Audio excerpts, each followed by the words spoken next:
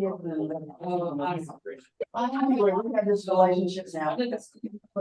Yeah, they said they have a basic. You know, we I can. mean, I'm trying to contact a few people. I know. And it was kind of slow going, and they were getting ready for their fall fest, which was last Friday night. I'd have work. And I took my grandsons and we had a blast. They had their little plans. No. It's been a long time since I've been there. Well, My kids are. Well, I thought I'd bring it up, because I think it's a possibility. Yeah. I'll tell you over here. He's been our good contact with the city. As far as trying to get the city on the ball to do something about the eclipse, so. Okay. I met the superintendent of the school district today. Mhm. He was at my grandson's school and we had a few minutes. I did ask him, like, in the meeting, like, what about the eclipse? And he said, they're gonna have school. He said some of the districts are not. They are. All of the districts in the Austin area that I'm aware of are having school. A bunch of the ones out in the hill country Yeah, no, are I'm not. not that crazy. And that may be partly because they expect the traffic to be Yeah. horrible, but I guess the ones around here figure they're gonna be able to. Well, it will be a full eclipse. Yeah. I. Well, downtown is a little. The farther west you go, like, We'll get dark. BK, it's gonna be close to 3 minutes. Well, he said they're, it was a learning opportunity. Yeah, sure. And, but I, I gave you that website and said you might want to contact them. Yeah, we went, you mentioned you're working with. Why don't you think we're gonna? Yeah, we're today, I can see. Why don't We haven't had any.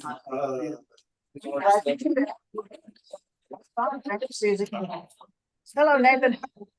Hello. You got the Yeah. newsletter out fairly early this week, maybe because you didn't get any emails. Well, yeah, I got to work at like 6:45 this morning. I was like, okay, perfect timing. Nobody's in the office. Yeah, Just yeah. knock it out. So I did notice, I mean, you know, Mike Murata almost always sends you something and there he wasn't. skipped it. Yeah, I actually, it was very sparse this month. Yeah. That's why I was like, I don't know, I'm not getting from the email. Well, I don't know Like either. even Ernie did send me something. Well, Ernie, He said he was busy. I got back, he got back to me. right, yeah, yeah. And he, did you read what he wrote last month? I actually don't even You read. should go back and Really? read it Yeah, really? because it was very, he was talking about dark skies, but it was Yeah. very They, I think Tom, they were. like medieval stuff. very- Right, yes, that's. And, Yeah. and so I finally read it and I told him I really enjoyed it. And Yeah. then he got back to me right before I came and he said that he hadn't done anything for this month, but maybe last month would be in there again. And I'm gonna tell him, that's fine. I think it'll give people a second chance if they didn't read it the first Yeah, time. that's true, yeah. So, because I don't have any, Yeah. thought that everybody reads every word of the newsletter every month. So Yeah. just repeat something. Yeah. And we've just been working with Jess. We're not sure what happened, but anyway, she's gonna do the minutes for Okay. October and they'll be in the future, so it'll be fine. I mean, I just added it too. Yeah, well, that's true.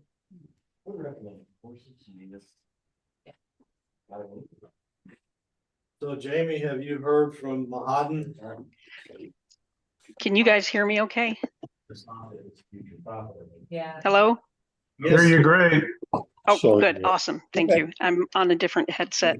Yeah, I just texted him and asked if he had tried, because I saw he wasn't on yet. Yeah, I think it's a And new. he may not- said he yeah, has- hadn't been- you opened yet.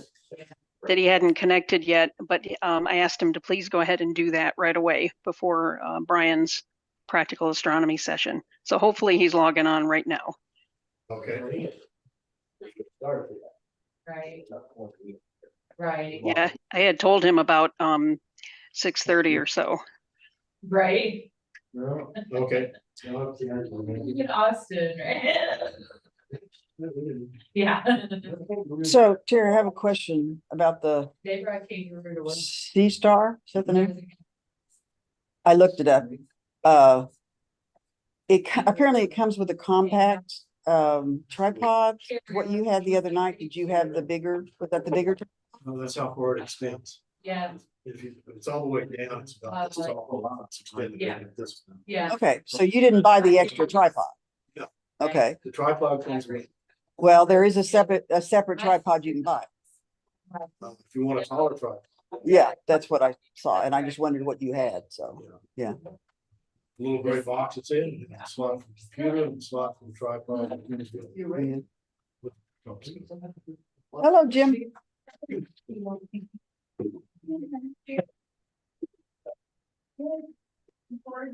want to interrupt. Oh, no, you're fine. So at one of the last ACC, I can't remember if it was the last one or the one before, you guys had a problem because one of the laptops had just a single C USB port. Uh-huh, The hackerspace I work with, uh-huh. one of our members had a project and ended up having a big box of parts left over. He had several of those, so they said I could give you one. Thank you. Well, I will give it to our communications chair because he's the Okay. one. Jim is giving us. Well, no, actually, Diogenes Makerspace. I'm sorry? just the messenger, it's Oh, in the oh. Makerspace. Okay, you're the messenger. I'm just the messenger. Okay. You're providing it, but yeah. Yeah. Set it up. Okay, great, thanks. I'm like. Jim Schultz was saying that at one point we were short USB ports. He's giving us that to us. Yeah. Well, he got it. Somebody had extra parts. Yeah, last or 2 months ago, there was a.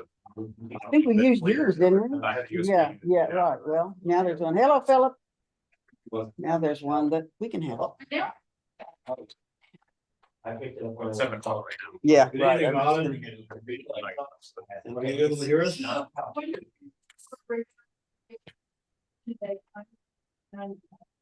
you hear me? Hi, can you hear me? Yes, you're coming through clear. Great, yeah, I can hear you. I usually use my extended desktop screen. Something went wrong. I'm trying to fix it. If it doesn't work, I'll have to just use my main screen, okay? Okay, Yeah. but yeah, you should be able to just do a share screen. Show up on our monitor.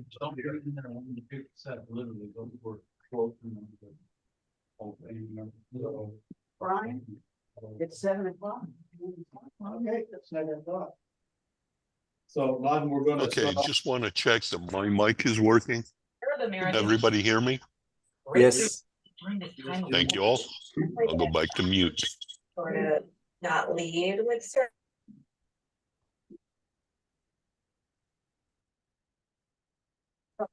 Hit record, Jerry, if you haven't already.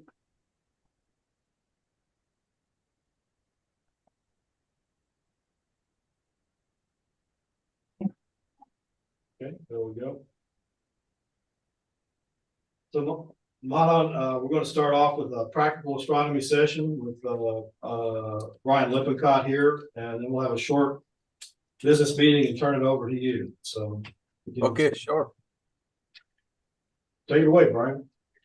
Okay, how's everybody doing this evening? Cool. Okay, quick review. Promised you I was gonna do this. How many axes does this Altes telescope have? Two, just shout it out. Okay, how many does an equatorial have? Right, and who taught us that? Captain Jean-Luc Picard.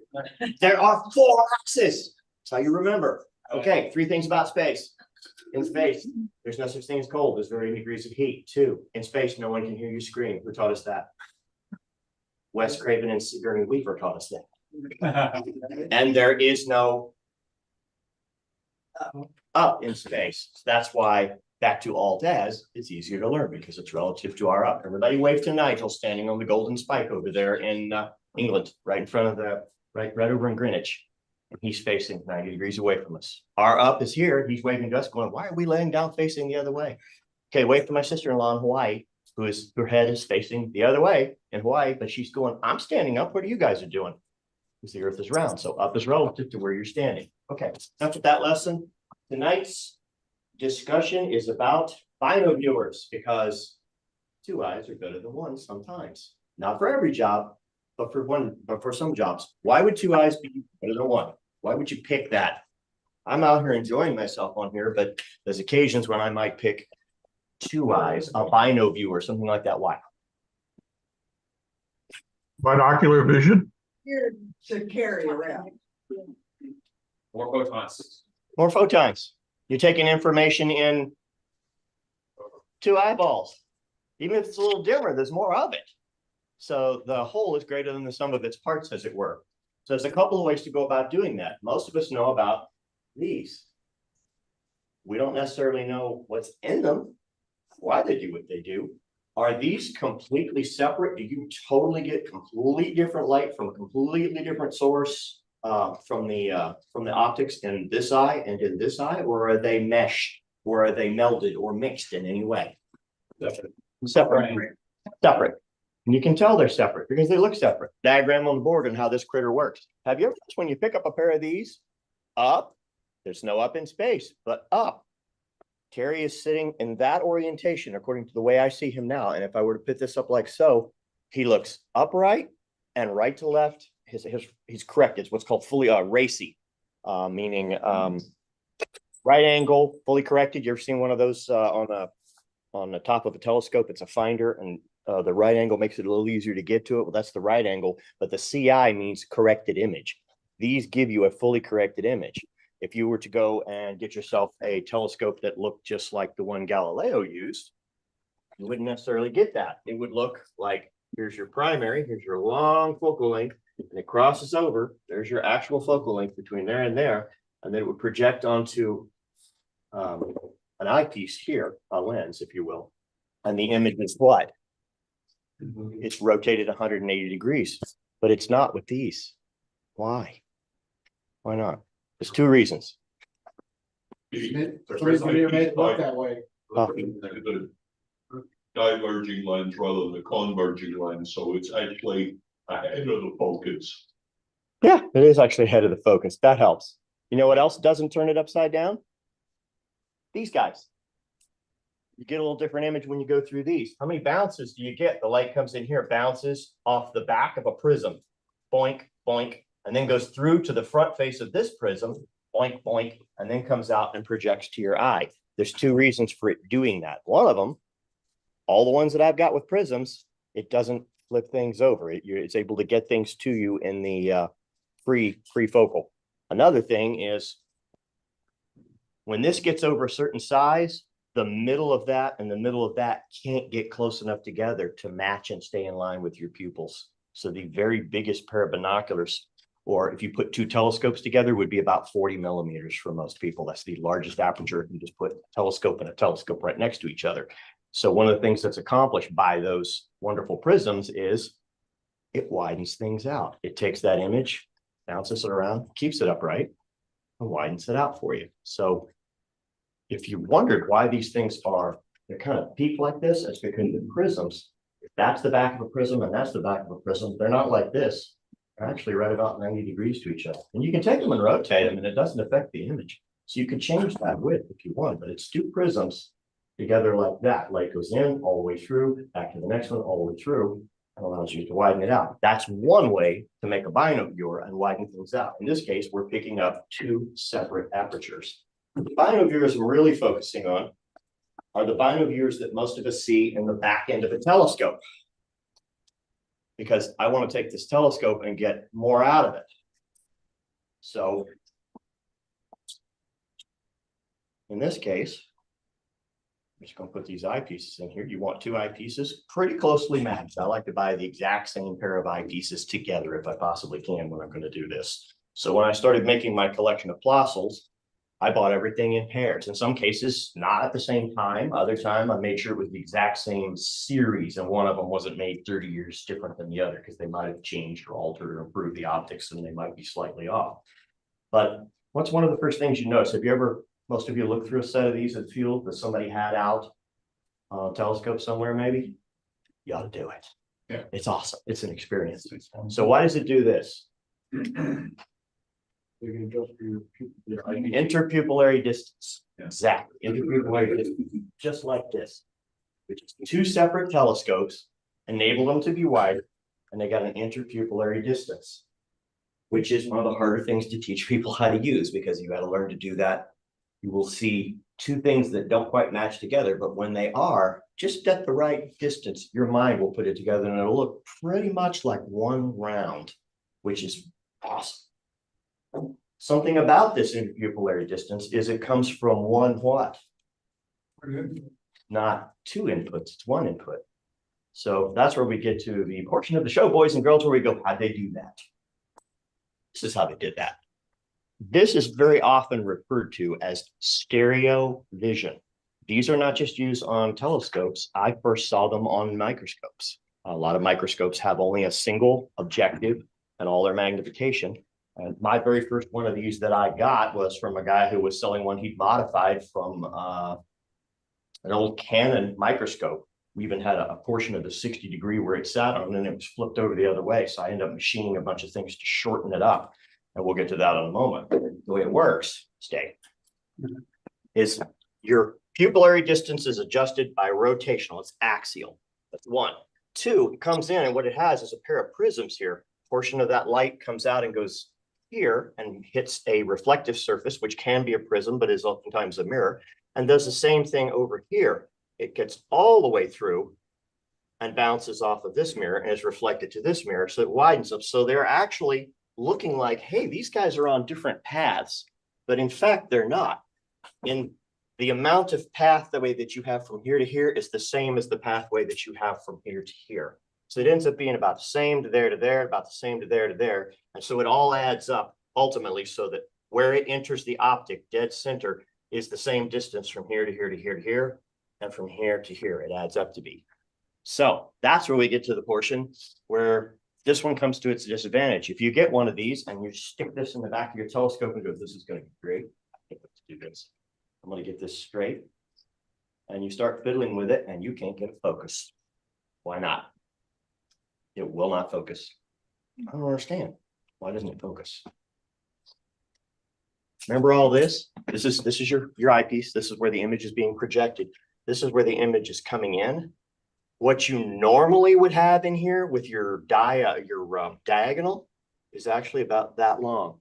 You've added on average 2.5 to 3 inches to your focal length, and there's not enough in focus. You might get away with it if you have an older 60s or even early 70s, very long, like an f/15, smaller focal length refractor, but there's not enough in focus because you see where this is, where you'd normally have one eyepiece here. Swing this around, we can see it better. You have one eyepiece here normally.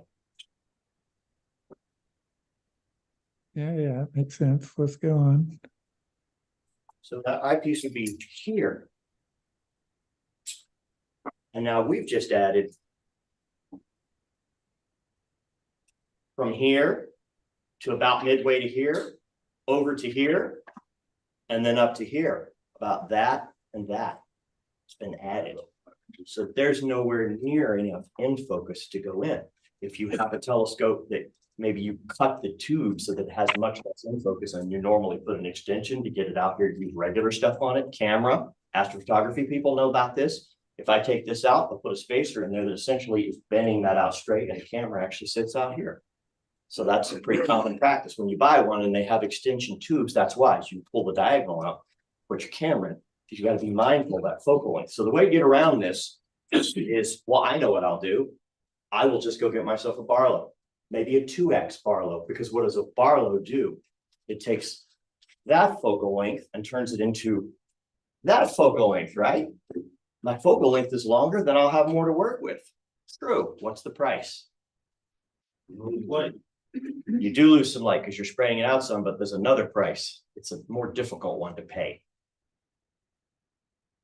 What did you just do with a Barlow? When you put a Barlow in an eyepiece, what does it do? Oh, yeah. You magnified it. Well, I have it at the size that I wanted, and I had to put a 2x Barlow in here to do this, and now it's not the size that I wanted anymore. Now I'm zoomed in. How do I get that wide view again? Because in physics, nothing is free. That is tonight's lesson, and that is what I will repeat back in the future. That'll be on the test next time. Is physics free? Anything in physics, is it ever free? No. If you want some of this, you're going to give up a little of that, tweak of that. It's just about right.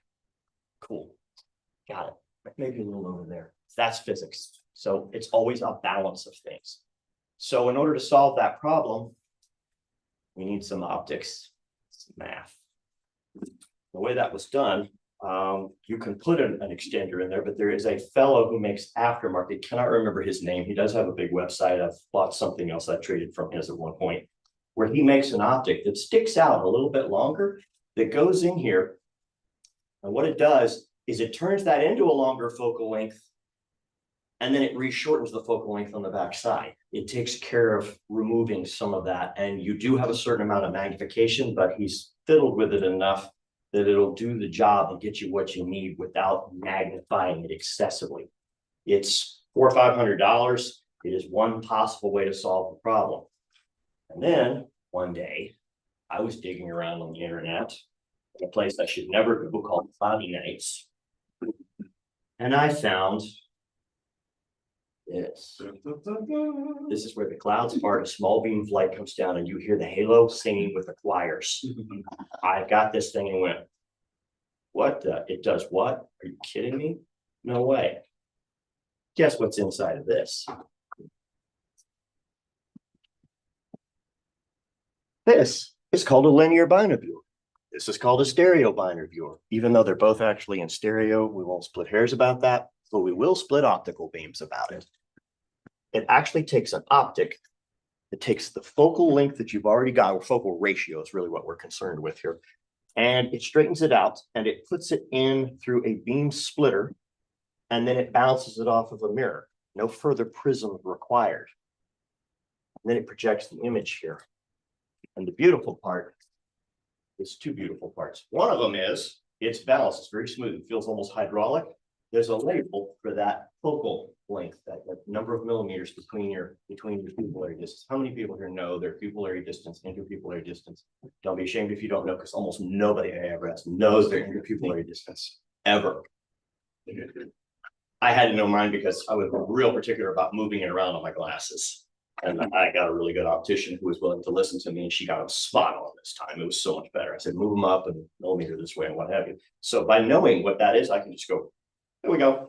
And they're dead on. Don't even have to think about it. So this is centered. You notice it's linear. It's not doing this. It's linear. And you put your eyepieces in here like so. And this one uses it rotates it and squeeze it down. It's an angular squeeze down, but it could just as easily be a set screw. 6 of one, half of the other. And then there's your diopter, because one eye may focus slightly different from the other. You always have that. This it has it only on one side. And then when you go to put this in there, it's straight out, no rotation. We put an optic in there such that, this is the beautiful part of this.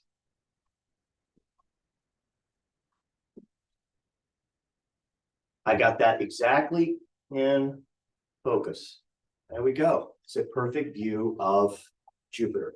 I'd like to look at that with both eyes. I do that. And with most eyepieces between 25 and 5 millimeter or thereabouts,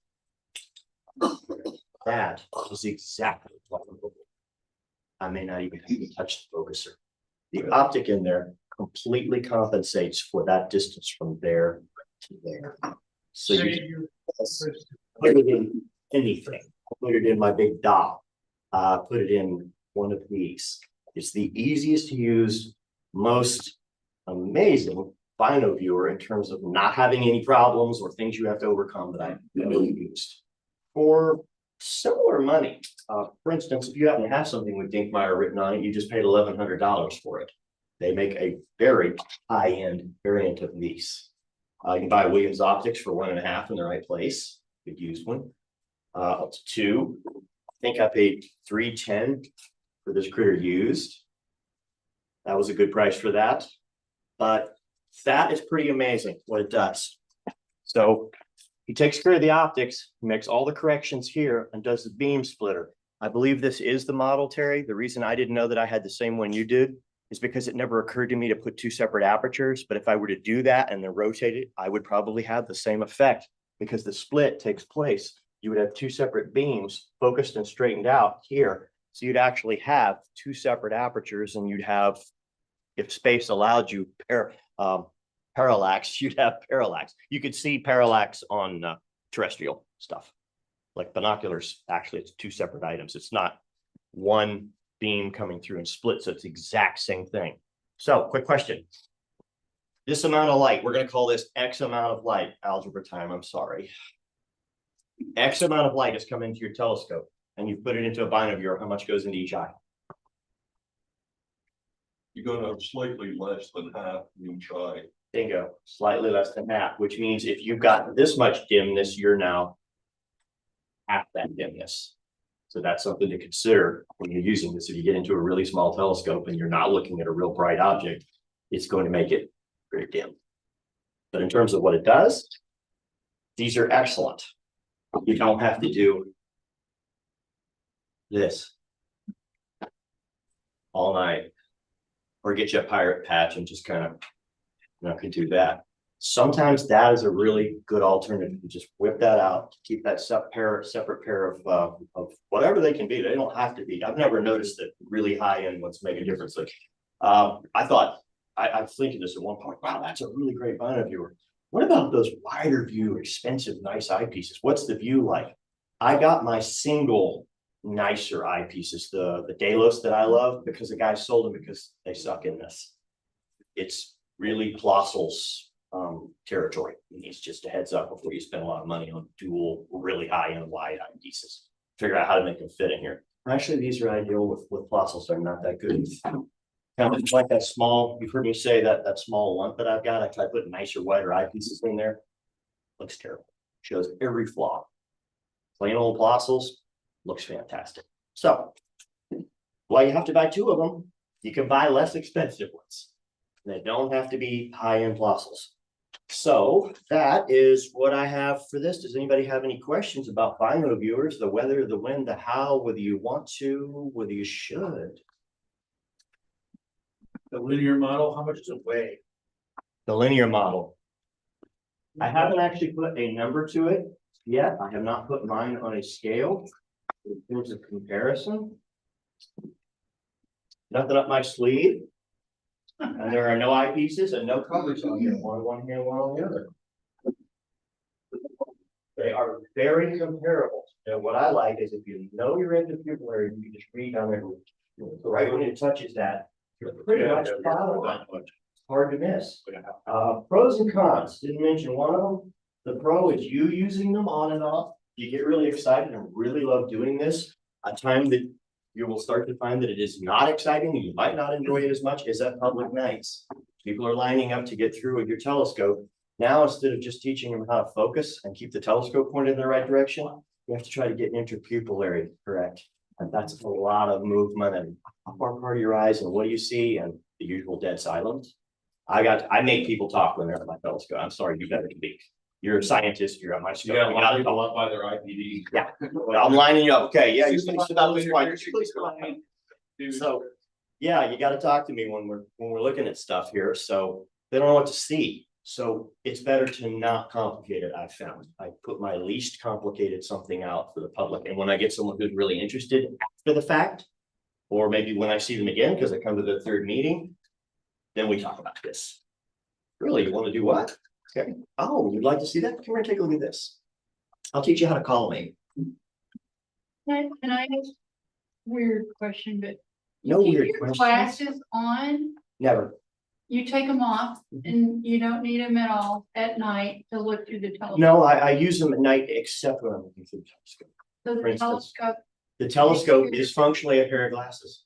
yeah. So you're just changing the focus. And then when you approach my telescope with your glasses off, your focus is going to be in a different place than my focus is. And that's So why you're you- compensating for your focus by adjusting without your glasses. And I just compensated for not having my glasses. And then somebody who doesn't wear glasses comes over and he has to compensate completely different. And then if I rip through it, I'll put my glasses on and I have to compensate it again because now the focal point is moved. That's all your glasses are doing, unless you have a medical problem that prevents you from focusing, like a very severe astigmatism. So astigmatism you can cure up with Delos, and I think part of the series that these guys make, because if you know your astigmatism number, the power of correction of your toric lens, they sell a screw-on toric lens, which of course would be useful for you and nobody else unless they have your same level of astigmatism. So you do that to your personal scope, but you can take that, take your glasses off, put that on there and have a couple of eyepieces set up with an astigmatism correction, and you don't wear glasses. Yeah, for the most part, when I'm working with the public, I keep my glasses on. Because they will adjust for my eyes. And so when I'm focusing the telescope, I'm focusing for the average person. So someone else coming up, if they normally wear glasses, I tell them, keep your glasses on. Because their glasses will bring them back to normal eyesight. And then you don't need to keep adjusting the focus for every person. It's going to be pretty close from one person to the next.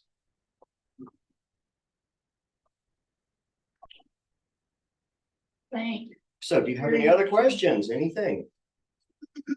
With the public, keep it simple. It's a lot to keep up with as people go through quickly and just don't know what it is they're supposed to see in many cases. So the easier it is you make for them to see it, the more likely they're gonna go, oh, have that aha moment and see something that makes sense, and they might get interested or want to do this, or they get more excited about it, rather than they can't focus on it because they don't know how.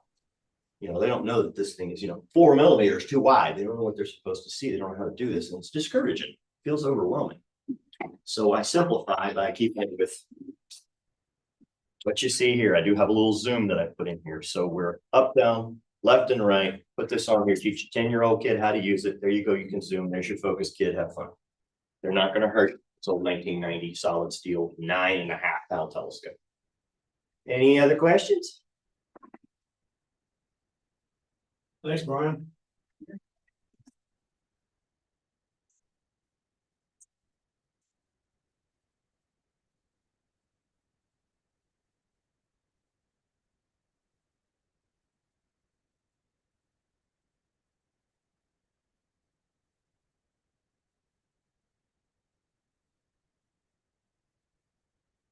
We're gonna wait a few minutes because it's not quite 7:30 and that's our stated time, so give some more people a chance to get here maybe.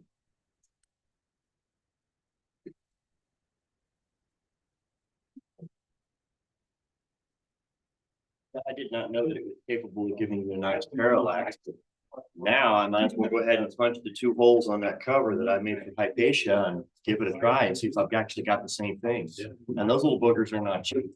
Got lucky and got that one when I did. What about the other one where that was off?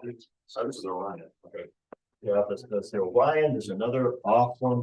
And then there's the version that you didn't see, but Terry brought me in, so I put that in the pack. It's the version I got. Okay, so He makes it for about 4 to 5. Natural history. There's also Uh-huh. yellow. Which is- uh-huh. Did you see Neil? Did you see Neil deGrasse Tyson? Okay. Yeah, yeah. Well, he's the director. He's the director. Lots of luck. If you're this eliminates that, it is absolutely confocal. Like a single item. Just took out. So it causes the single most easy to use. The way that it is, the perfect alignment. I haven't. I'm impressed.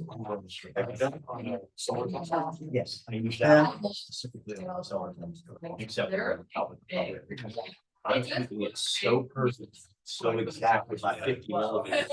Yeah. You with the double stack, you're still enough light. Yeah. Incredible, those are charming. I have to admit that I've kind of come close to falling asleep in some planetarium shows. Now, the last ones I saw were at the Adler Planetarium in Chicago. I did not fall asleep. I was, very interested in that, but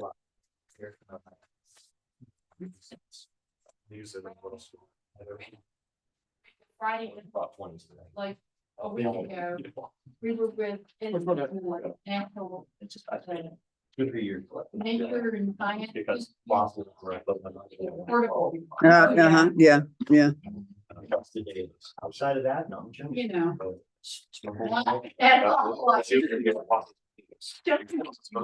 Yeah. Yeah. I think one of the neatest things I saw, and I've been to the Adler twice. The first time I saw it, the second time it was closed. So I couldn't go in it. And I actually wrote about this in my column in the newsletter. So this may be old news to some of you, but it's a planetarium that's, I think, probably 100 years old. And what they did was it's a metal dome and they have holes drilled to indicate the different constellations. And we have all the technology that we do now. And I just thought that was the coolest thing. And like I said, the first time I was there, we could go in and they turn on the lights and we got to see it. This time, for whatever reason, it was closed, but there were still lots of other cool things in the Adler Planetarium. So, yeah. Yeah.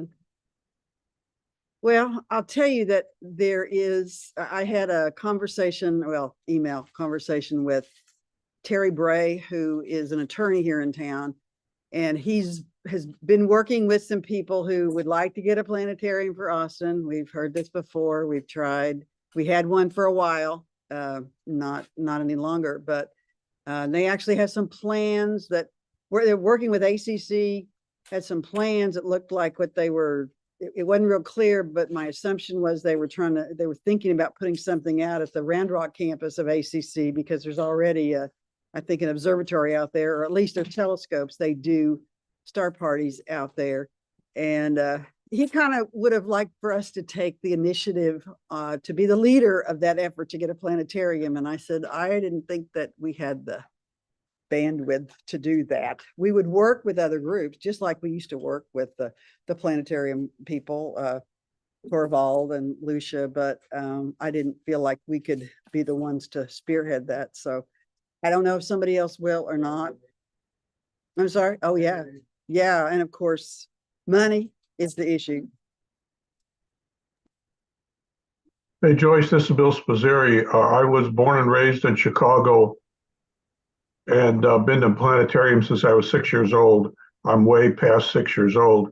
I know it's a wonderful place, but you may know this already, forgive me if you do, but the planetarium that was produced in Houston a few years ago, in my opinion, is A+ and really nice. So I know it's several hours drive, etc.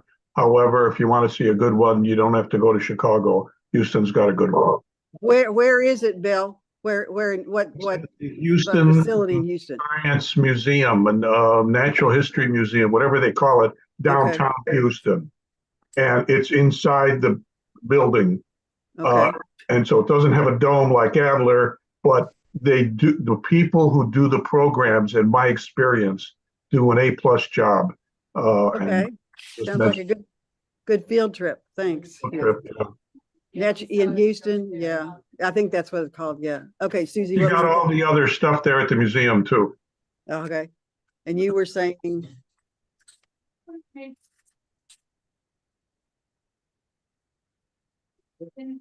No, it's in the building across the street, which is yeah,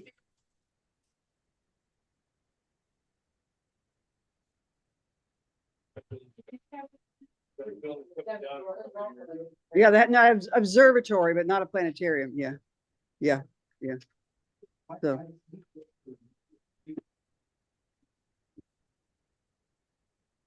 He's very interested in farming as well, so he was like, I want to volunteer in the planetarium, but unfortunately the entire time he has been there, COVID and closed.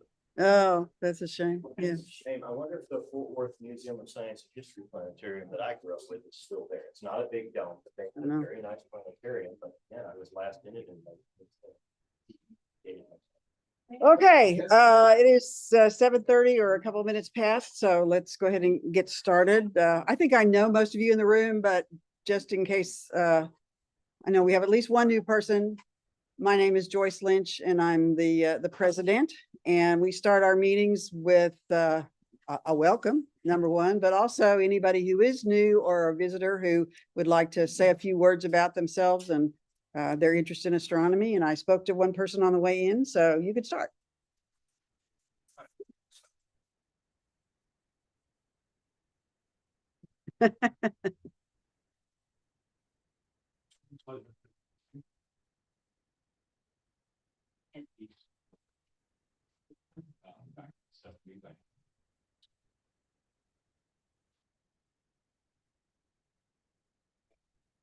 enthusiastic about 20 years ago and bought a really big. Way over. That's a story of a lot of people, I think, yeah. So I'm looking to get back into the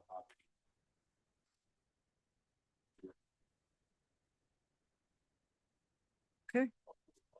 Well, we do have member star parties, and we were supposed to have one tomorrow night, but the weather's not going to cooperate.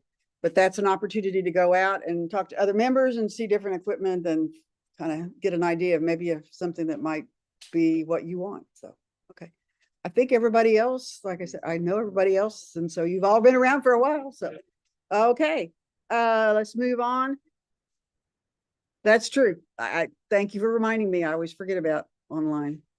Anybody online want to say anything, introduce themselves?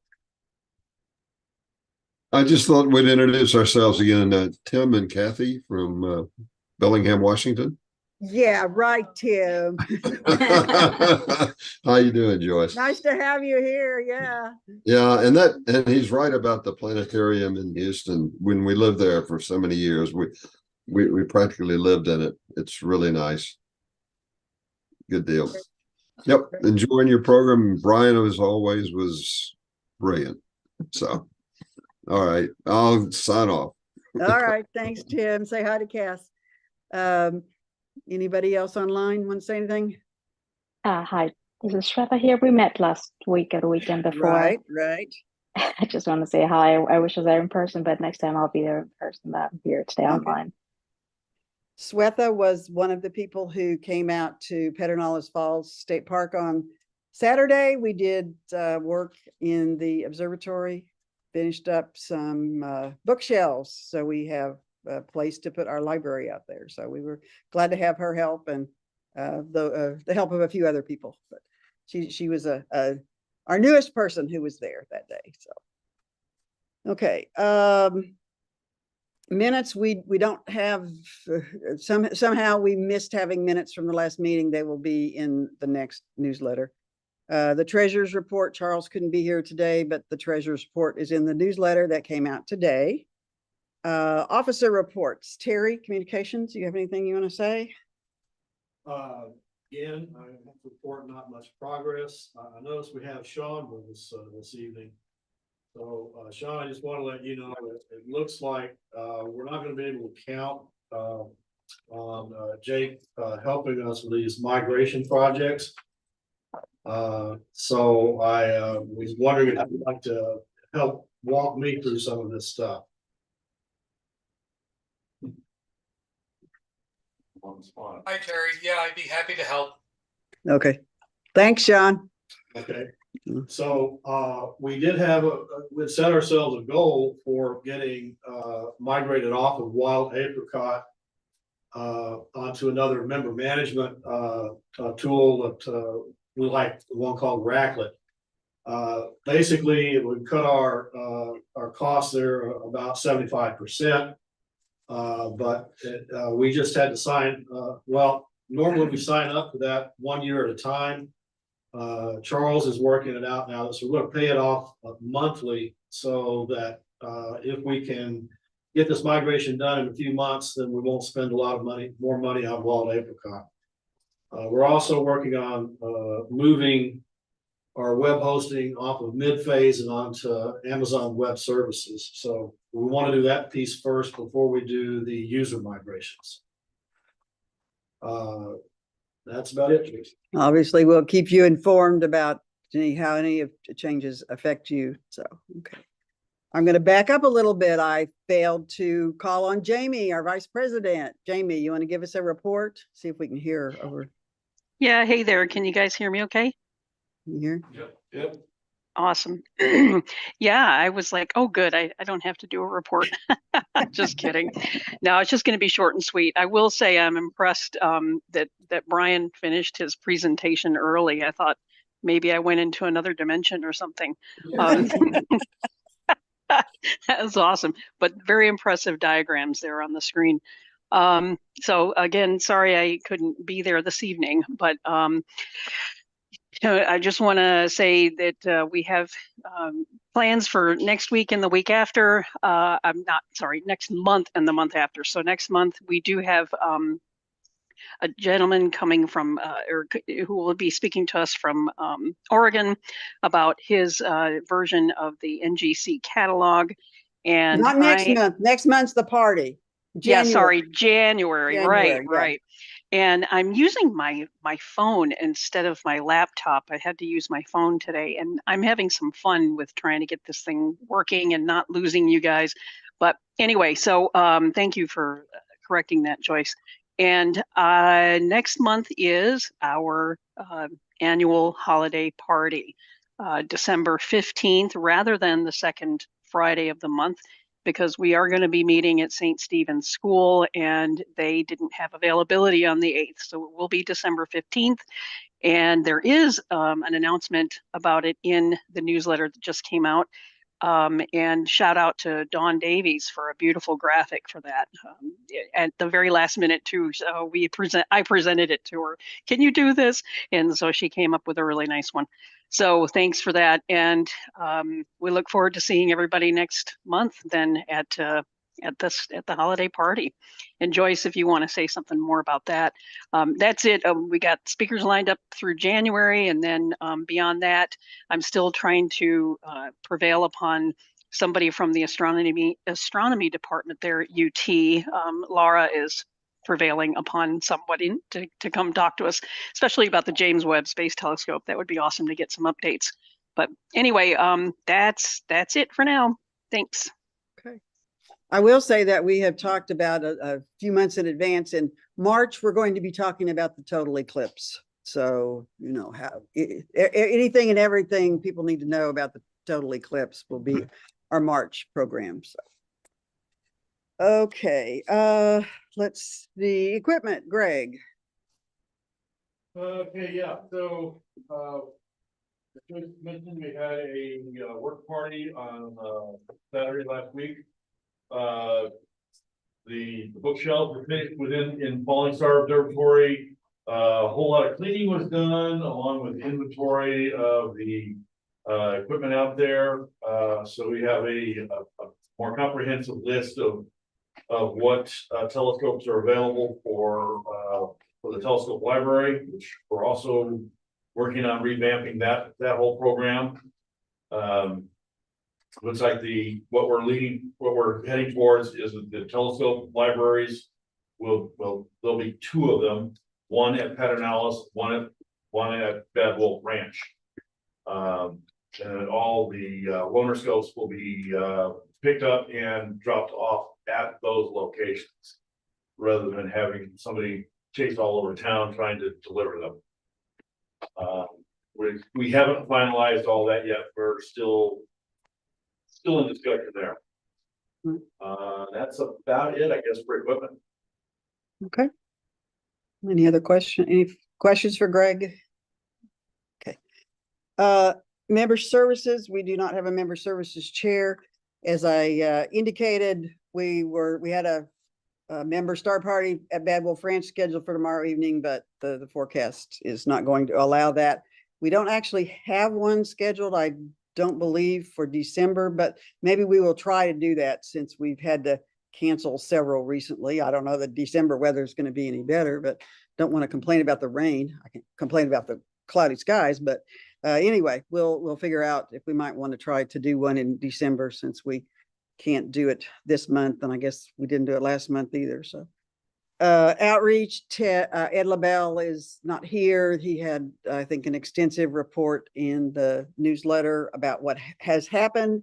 And I will say that a week from tomorrow, there will be a public star party at Inks Lake State Park, including in the afternoon a presentation about the eclipse. I will be doing something on that, and also Dawn Davies is going to be there representing the Hill Country Alliance. So we will doing some extra things before it gets dark to talk about the eclipse, because that's what everybody wants to talk about these days. So, okay, any of the members at large have anything that they want to say?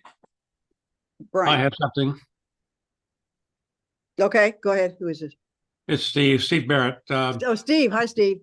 Domingo Rochin and I will be going out tomorrow, regardless of the weather, and continue our inventory for and take a look at our telescope inventory there and try to get a better handle on what we have out there as well as over at Pernelis.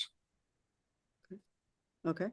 And our thinking is some of what we have, we may be using in the loaner scope program. Some of what we have, we may be trying to sell. And then we might be getting some additional equipment in the loaner scope program. So at this point, it's a work in progress, but the first thing is, as Steve indicated, trying to get an inventory of what we have and then go from there. So, okay. Anybody? We have a number of paperweights out there as well, and Right. Fishing lures and things like that that can be utilized. It's amazing what a telescope will do with a bass. Yeah. Yeah, it was like a treasure hunt last week at Better Knowledge. We will not have to do it next month. Right. because we're gonna hopefully gather somewhere. Right. So one coming after that, we'd like to go ahead and bring up one for observing the sun. We want to get into eclipse and different scopes. We can go over that more than once. Sounds good to me. Yeah. Okay, then we'll plan it for that. Yeah. Sun fun. Or just all the kind of stuff. Yeah. Yeah, we- Whenever we've got enough time. Yeah, we For less. Yeah, we've talked about the possibility of having a session and actually make sun funnels. We did that one other time. And so that's a possibility. Right, right. Some of it is better for it. So that would be a good subject. Right. Probably look through it again. Yeah. How to make good filter for a dog. Did y'all know that you can, did one thing that came out with the annular eclipse is you can use a Ritz cracker to look at the eclipse because it's got holes in it. And yeah. Oh, we've heard of collanders, but, and at my husband and I were at Girl Start, and there was somebody even who was figuring out how to put their hands in such a way. Yeah. 3 good images. Yeah, yeah. So, all right. So I think our emphasis after in early 2024 will be the eclipse. So, okay, sounds good. All right. Anything else from MALs? All right. Newsletter. You want to say anything, Nathan? Just today. The newsletter came out today. Okay. Our webmaster's not here. Our Dark Sky rep is not here. He's out of town, and they didn't get a new report in this month's newsletter. But if you didn't read his from last month, you really should. It was quite amusing. It brought a smile to my face. And Dawn, our Alcor, is not here. So, oh, Dawn is here. I keep forgetting we have people online. Dawn, do you have anything to say? Yes, and actually, I will note, since there wasn't a report for IDA rep, that if anyone has an opportunity, the recordings should be up soon, if not already, from the Under One Sky conference with Dark Sky International, which was phenomenal 24 hours of conference and presentations from all over the world. I highly encourage you folks to check some of them out. They were phenomenal. From the world of Alcor, it looks like there's a potential rumor going around. We'll get it more confirmed as we get new information. But next year's Astronomical League convention is looking to be held July 17th through the 20th in a place I believe that's near and dear to your heart, Joyce, Kansas City, Missouri. Yeah. Otherwise, do want to give a shout out, and we're going to try to make sure we check this more often. Ronan Kerr, one of our members, did back in June receive his certificate and pin for the completion of the binocular Messier observing program. I also think it's important to note that this is his 8th since middle of 2021. So props definitely to Ronan and his observing. Other than that, if you completed the Observe the Moon challenge last month, those observations are due into the AL by the 21st of this month. The Solar Eclipse Observing Challenge for the annular eclipse, you can still submit for that up through April 30th of next year. And if you just happen to observe it and want props for that, there is a free certificate you can download. And they've released both the silver and gold program levels for the 2024 annular eclipse. And that is exceptionally important that if you intend to pursue this, especially the gold level, that it does require some tracking of the actual SAROS, which requires at least a minimum of 6 months to do. So seeing as though that is due in October of next year, you might want to get an early start on that. Otherwise, that is all from the Astronomical League. Okay, thank you. Mhm. All right, does anybody else have any business or announcements or anything? Yes, The astronomy on tap is. right. Yeah, I was gonna get to that next, but go ahead. That's fine. No, go ahead. After the pandemic suspension, the astronomy on tap is resuming this Tuesday, 75th event. And it's traditional that we have last them there and so. Right, and actually, I had an email from Brian Mulligan today, who's working on, who was involved with Astronomy on Tap in the past and continues to be with this newest version of it, asking if we had some people who might want to go to the session and bring telescopes. So, and I looked at the weather, and I'm not sure it's going to be that great, but anyway, I'll send out an email to see if we can get a few people that might be interested in to bring the telescopes out there. It's at Chellis Brewing, which is out near Metric and Runberg, somewhere in that area. Celis, is it Celis? Okay, sorry, I don't know why. Well, no. And but I used to play the cello. No, I never played the cello. I played the violin. But anyway, yes, Celis. Okay, and they do have, of course, they have beer. And I was just looking today. They do have food trucks. So. So that's next Tuesday, and I guess it's going to be the second Tuesday of every month. So glad to have them back. That was a lot of fun. So, all right, anything else? All right, I'm going to turn things back over to Jamie. If is she still there? She's still. Yes, still here. Okay. If you want to introduce our speaker. Sure. Yes. Hey there. So well, as I was thinking about what to say, I realized that I have been emailing Dr. Tiramalai for the past few months, but I don't know if that's actually how you pronounce your name, sir. Is that correct? Close enough. Did think so? Okay, sounds good. Yeah, it's correct. It's correct. You got it right. Wonderful. Okay, that's fabulous. I didn't know if you were back on too. Thank you. I'm glad you made it back. So he spoke to us back in 2018, as for what I could tell, about the intersection of cosmology and biology. And it was Terry who suggested we bring him back because he had it was just a really good talk and had some good information.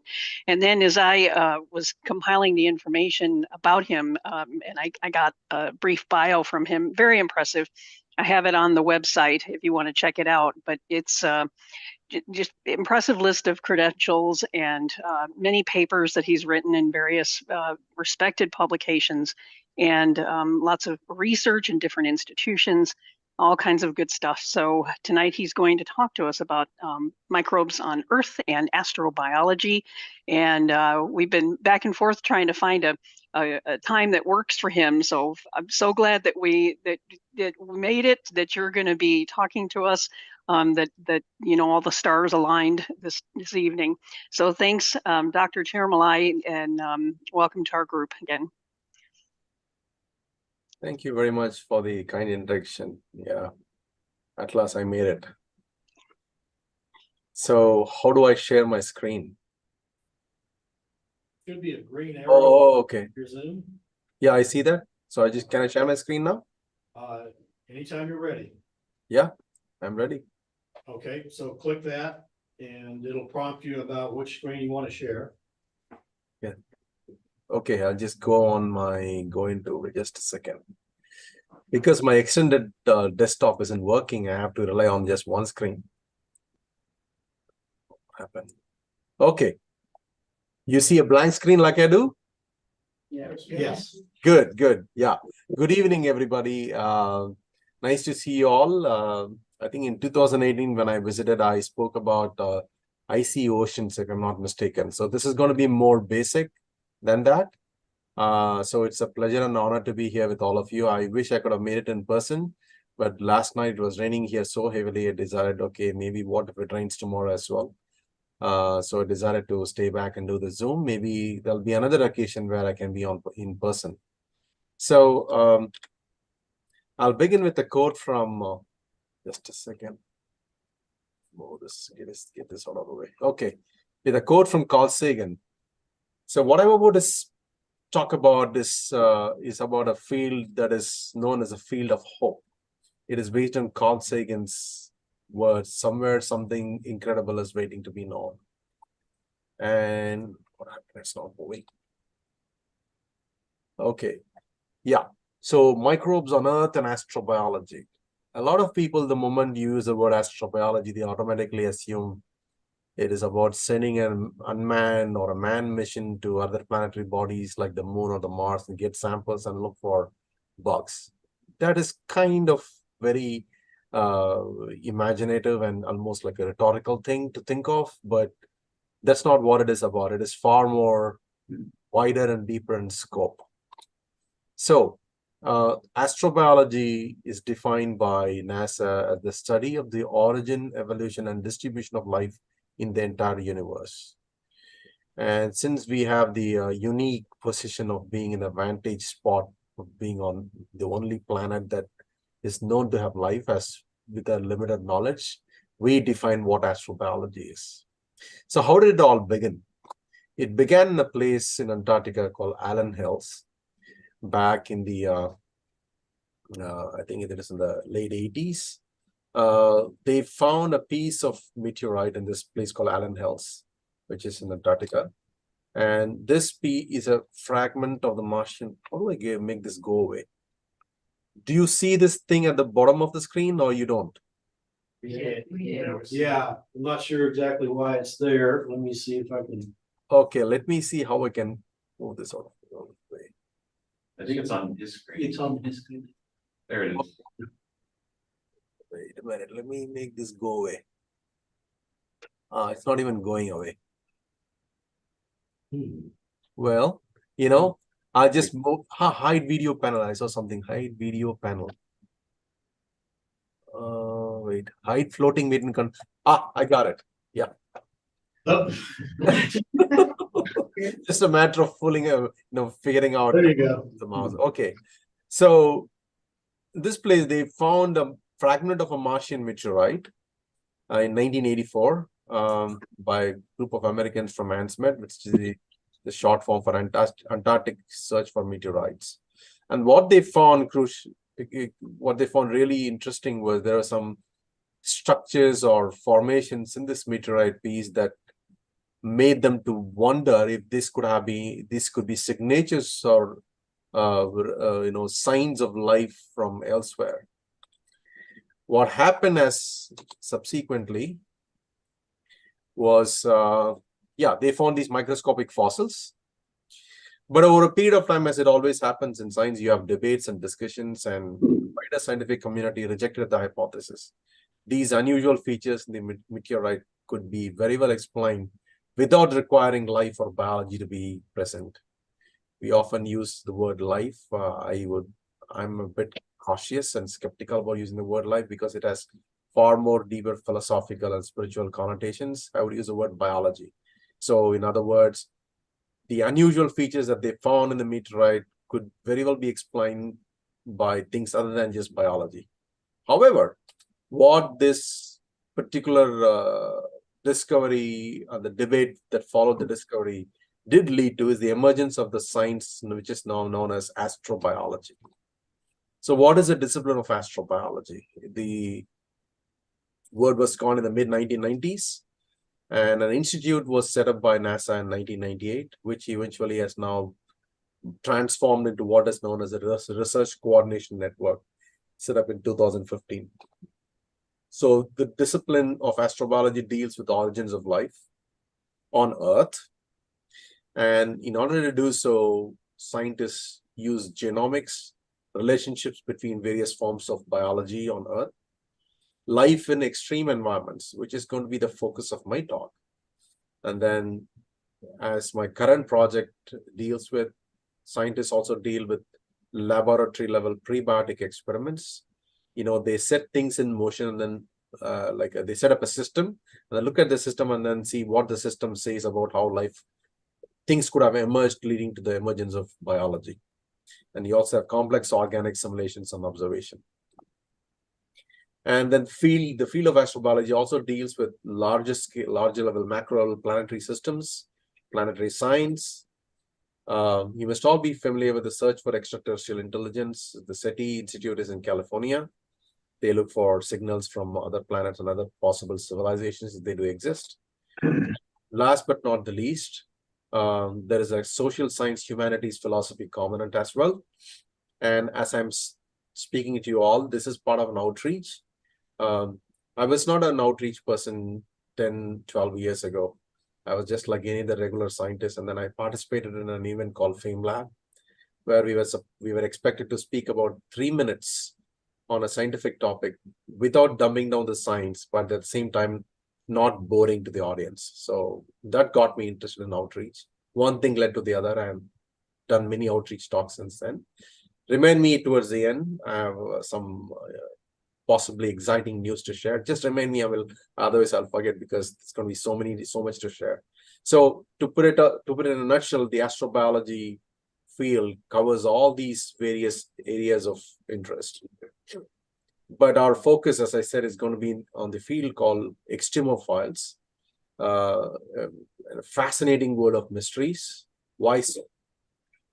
To begin with, I'll have to get away from everyone's mind this creature called the tardigrades. Everybody thinks about tardigrades as the first thing that can withstand extremes of so many features. I'm not going to be talking about tardigrades, because tardigrades are not microorganisms. They are tiny, yes, but it cannot be classified under microbes.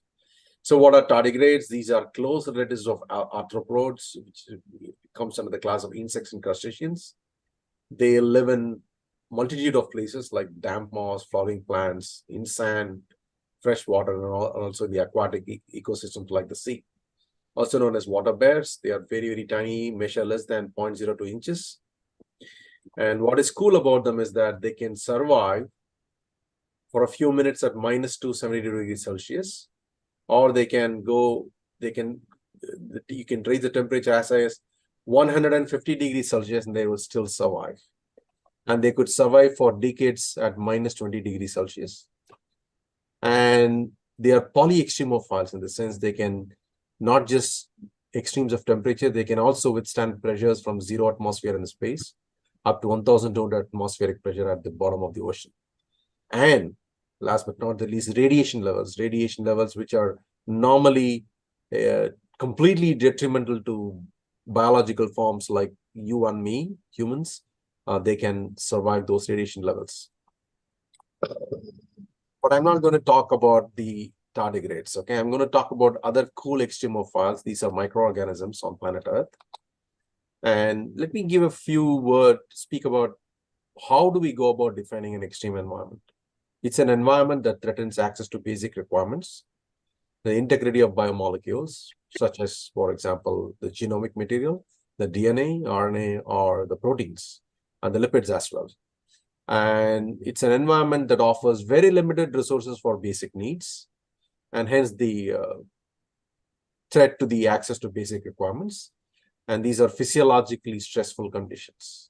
For example, if there is someone who has born and lived in a place like Minneapolis in Minnesota, or even further up north than that, Saskatoon or Saskatchewan in Canada their entire life, and at the age of 30, if you take that person and put them in a place called Chennai, where I'm from in India, where we have 4 seasons: warm, water, warmer, hot, hotter. So for them, that will be an extreme environment. If you take somebody from Chennai like me and put me in Minneapolis or Saskatoon, for me, that will be extreme, because for me, it's very stressful. So that is the very crude description of what an extreme environment means. In day-to-day life, we often, this is a slide to show the example of biomolecules and integrity. When you eat your eggs for breakfast in the morning, if you make an omelette, what you're doing is you're thermally using temperature to denature the proteins to make the omelette.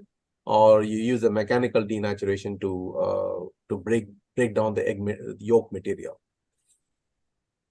So if you to give you a perspective of different kinds of day-to-day products that we use and the various pH conditions in which they occur in, this slide shows a graph spectrum from pH of 1 all the way up to 14. So when the pH gets lower, lesser than 6 or 5, things tend to get acidic, and then anything higher than 7, it is alkaline. So yes, you can very well see hydrochloric acid is right at the left end of the spectrum, super acidic. And then you have lemon, you have vinegar, tomatoes, banana, and then the water that you drink is expected to be at 7, even though there is a trend of people consuming water with high pH. I do not entirely understand the science behind drinking water with a high pH, but just sharing that particular tidbit because for you to have a better understanding of what pH means. You have baking soda, the higher pH level as it gets alkaline, and then you have, if you have used oven cleaner, your eyes will start smarting because of the ammonia that's getting released, very high alkaline. So this is to give you a perspective. Normally, biological life as we know of it was thought to be to survive only at neutral pH or maybe slightly higher, slightly lower. But as it turns out in the last several decades, I'll explain in the next few slides, that is not the case. So the word extremophiles was defined by Bob McElroy from NASA Ames. It means extremis combined with philos, means something that is on the outside and loves the thing on the outside. So that is how the name for it was combined to give rise to the extremophile. These are organisms that love extreme conditions. That it's not that they can tolerate, they often have an obligate requirement for these conditions. So what are the extreme environments on our very own planet Earth? Where are they and what do they look like? So they can be classified as follows. You have conditions where you have extremes of pH, low pH acidic, high pH alkaline, as I explained before, or extremes of salts, salinity. If you fly over the Great Salt Lake in Utah, you will find the Great Salt Lake edges rim of the lake pigment showing the red colored pigments. These are formed by microorganisms that love salt. You will see the same thing at the Dead Sea in Israel if you happen to visit the Dead Sea. And extremes of pressure, deep sea. These are organisms that can survive not only the sub-zero cold conditions of the deep sea, they can also survive the very high pressure. Extremes of radiation.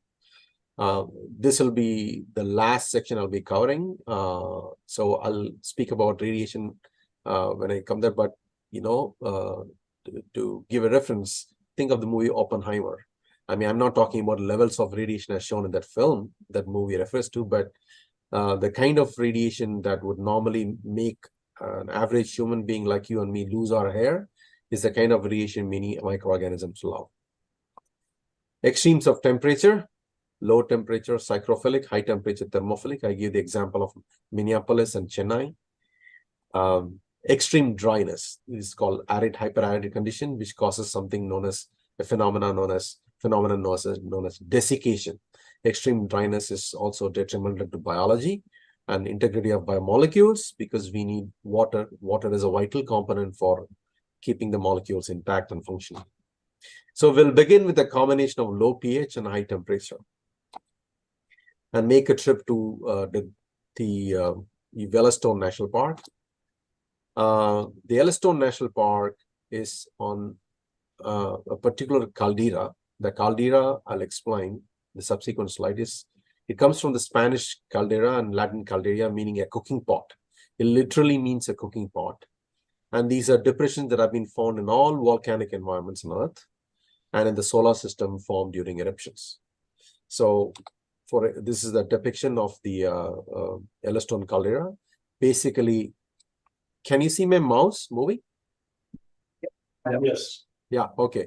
You see this whole section is like a piece of a cooking pot that is lying on top of this volcanic material which results in fissures here, causing gas and liquid to come out. And as these things come out, they meet, these are like super hot liquids and gas. When they come out, they meet the cold environment outside, and they immediately, the change in the temperature causes them to crystallize, and all the minerals come out and they form deposits. Can life survive here? And these environments are characterized by very high temperature and very low pH. These are the levels of temperature and pH that were thought to be detrimental to biology. Here are some pictures that I took during my trip in 2011. The time is way off because the camera that I used the timing wasn't right. This is no way I took the picture at 3:31 a.m. It was probably 10:30 or 11. This is part of a field trip that I went with during a conference. You see the steam coming out. All this water, it is pigmented. The pigment is partially due to microorganisms as well as sulfur that is flocculating. So if you go there, you can smell, the entire place smells like rotten eggs because of the sulfur compounds. Another example for the high temperature and low pH is one of these, I think it's the Old Faithful, it is called, the name of the geyser. And you see here, this picture shows mat of microbes that are living in the runoffs that come out from the hot springs in the Yellowstone. So when I say a mat of microbes, some of them could be living, some of them are actually fossilized, could be fossilized. They form when microbial communities grow together for a long time in a certain point, in a certain place. They form what is known as biofilms. Biofilms comprise colonies of multiple types of microorganisms, and they're literally like highly complex cities in which microbes live. They form their own structures. So this is what is interesting is this particular mat is found in a region where there is actually a warning sign that says, do not put your finger inside. It doesn't say that do not put your finger, but it's obvious. Hot water will not scald. If you were to put your finger in, because of the low pH, acidic pH, you probably will lose your finger eventually. It's not a very pleasant experience, but microbes survive and thrive here.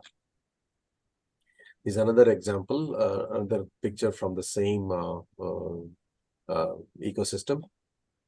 So the runoff from the hot springs that come out, because they kind of the minerals get precipitated, they form these incredible structures known as the terraces. For perspective, you see the two-legged fellow beings here. Look at the size of these. These are formed by a combination of chemical and microbial processes. And this is a more close-up view of the same. Another view. So, as I said before, the cooling down of the hot water causes precipitation of minerals, and they form these little ledges. And thermophiles are thought to, thermophiles are, phile is love. So these are microorganisms that love hot temperature. They are inhabit and may actually assist in creating these unique terrace stock structures like these. So let us look at some of the pH limits of actual biological life. Fish are known to survive up to a low pH of 4, insects up to 2. But as you keep going across the spectrum of life, you go to the microbes, you have prokaryotes, which is not much in vogue these days, but it refers to basically bacteria and other microbes. It can survive pH as low as 0.8. That is very, very extreme. So we add the pH of 0 is where the pH you will find hydrochloric acid at. So 0.8 is extremely acidic. So imagine life not just surviving, but actually thriving. That is exactly what has been discovered in the last few decades, which was not thought to be around until they were discovered. So this is another cool picture where you see microbes of different colors form colonies at different temperatures. Water comes out, not all of it is at the same temperature. So each color here represents a different colony or group of microorganisms that have adapted to that particular temperature. So this is not from my visit, but it's from the Yellowstone website here. When I first saw this, I thought, it was a painting. It's not actually a painting. It's a real picture from there. So going on, these are the examples, some of the microorganisms that have actually been found in the Yellowstone. You can see that most of the names start with the word sulfo, means they are found in this, they are playing an important role in the sulfur cycle. And you can see that almost all of them have a pH optima. pH optima refers to the pH at which, the optimal pH at which they can grow. So they all require a pH of 2 to 2.5, which is very, very acidic. And the temperature here is 75 degrees Celsius, is what is required by this organism. And all the other organisms require higher than 37 degrees Celsius, which is a normal temperature, room temperature, as we call it in science. And then we move on to a place in Japan. It's called Mount Yoti. You can see this mount. You can see somebody here hiking. Either he's a Bohemian hiker, or is a scientist like me trying to figure out if they can get some samples from here.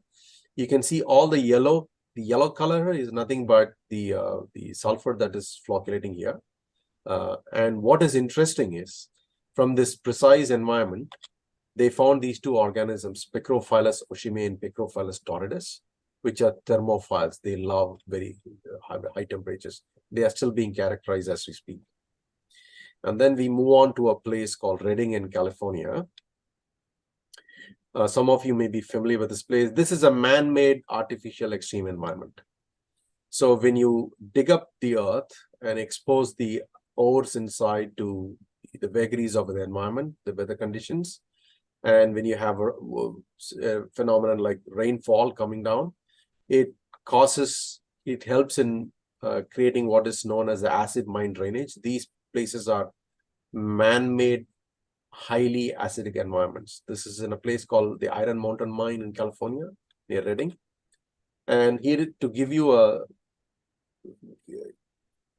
glimpse into how acidic it can be, according to the EPA documents, workers once left a shovel standing in the green liquid flowing from one of the mine portals.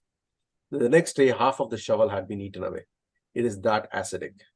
So if an iron shovel can be eaten away, one would think that maybe there can be no biological life there. However, that is not true. You see here a picture in which you have all this reddish pigment here. These are actually structures caused by microbial communities, and they are found in this particular acid mine drainage environment. And here is an example of one particular species, a strain known as Ferroplasma, and it forms this biofilm. And when you look at this initially, you would mistake this to be some kind of feathers of a bird like peacock, but it is not so. These are actually biofilms made by this particular microorganism. And it grows at pH 0 to 0.5, as acidic as it can get, with a combination of 40 degrees Celsius. And these are attached to pyrite surfaces at a sulfide ore body. And what has probably happened, we hypothesize or we posit, is that when the acid mine drainage was not formed, there were probably other microorganisms too live together. But as the environment became increasingly acidic, one of them outcompeted the other and evolved to become more robust, and it's now become the dominant species there. So it's a dominant organism in this environment, constituting up to 85% of the microbial community. So it's an evolutionary arms race in which this organism managed to outdo the others. And let's now go for a dive in the oceans to see what kind of extremophiles we can find in the oceans. So most of them are centered around structures that we call as the hydrothermal vents. So what is the overall morphology of the ocean floor? You have something known as the intertidal zone close to the coast, and then you have the shallow seas, which is comprised of what we know as a continental shelf. If you go to the west coast of India, there is, I think, a 200-kilometer long continental shelf where you find all the oil rigs. That's where they go for oil exploration. And then you have something called the continental slope, which is where which leads you, it takes you all the way to the bottom. And the hydrothermal vents are found. These are metaphorically similar structures that you find in the Yellowstone National Park. You find them terrestrially. The same things when they are found in the bottom of the ocean, they are called hydrothermal vents. They are characterized by low pH, again acidic, drastic temperature fluctuation, because as the water comes, or at least in the Yellowstone, you have 37 degrees or maybe 20 degrees Celsius. But here, the deep oceans, the temperature is really very, very cold. And as hot water comes out and meets this, it's at the interface of the hot water meeting the very cold conditions, immediately there is precipitation of minerals, and these minerals, they result in the formation of these wonderful structures called the hydrothermal vents. And there is high pressure as well. And because of the precipitation, it results in a high concentration of metals like cadmium, zinc, etc., which are essential metals for biology to thrive. However, beyond a certain concentration, metals like cadmium, zinc, or arsenic can be very, very dangerous and detrimental to life. But biology thrives there as well. So underwater volcanoes on the seafloor produce these hot springs, which are known as hydrothermal vents. And where are they found? They are found wherever you have what is known as the ring of fire, the tectonic plate edges. You will have these fissures, and they're all spots where hydrothermal vents are found throughout planet Earth. One key environment that I'll be talking about is the Yuan-de-Fuca Ridge of the Pacific Northwest, where they have found an entire city of hydrothermal vents. So to go further and elaborate further, the absence of sunlight results in a necessity to utilize chemical energy from sulfur compounds to fix carbon dioxide. And again, as I said, superheated waters, I should have changed this slide because it's not just 60 to 150 degrees Celsius, it can go up to 300 degrees Celsius. And extreme pressure, because the more the depth, higher is the pressure, and highly acidic near the vent plumes. There is a volcanic region near the Tonga Islands at a depth of 1700 meters, which is just about a mile, the southwestern Pacific. And here is the picture of a champagne vent of Northwest Aifuku volcano, to depth of 1,607 meters. Let me just play the short video. Discovery of a vent at Aifuku submarine volcano near Japan. That's weird looking stuff. It's really good pictures before we go in.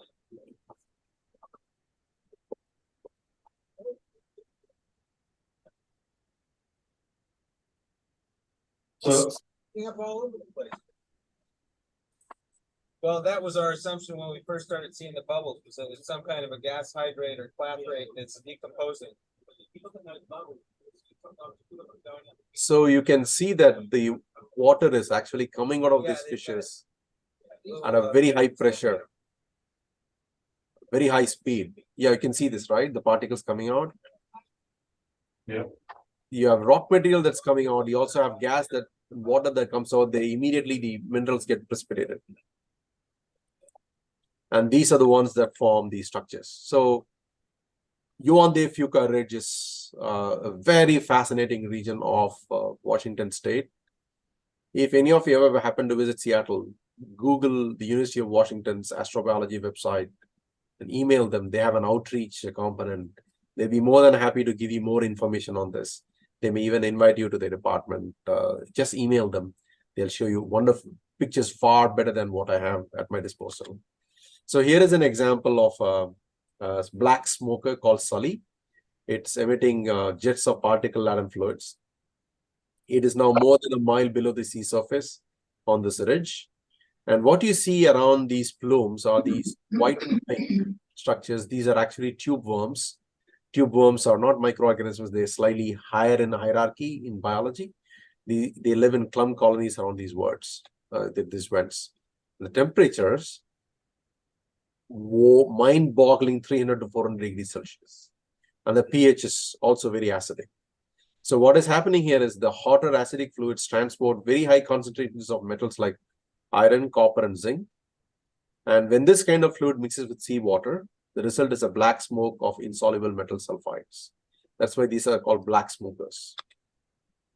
One particular strain called the microbial strain called Geobacter. It has been discovered living in this in one particular vent called Finn. It is located in this ridge of Puget Sound, and this smoker is roughly 1.5 miles deep. It has a temperature optimum of 85 to 121 degrees Celsius. It can survive up to 130 degrees Celsius. What you see here is this one single cell of this microorganism, and these structures are flagella with which they move around. So the limits of life is being constantly redefined by more discoveries right here on planet Earth. We don't even have to look elsewhere. So let's go on, move on to the next combination of environments, or looked at them separate: high pH alkaline conditions and hypersaline. So if you ever make a visit to Kilimanjaro for a hiking trip, not far from Kilimanjaro is a place called Natron, Lake Natron, somewhere near Tanzania and Kenya. Here you can see the shadow of a plane flying over this lake. All this red pigment that you see is made by algae and other microorganisms. They've formed these class of compounds called carotenoid pigments that give rise to this pigment. So these are red pigmented salt-loving algae found in the hypersaline Lake Natron, not far from the Kilimanjaro mountain.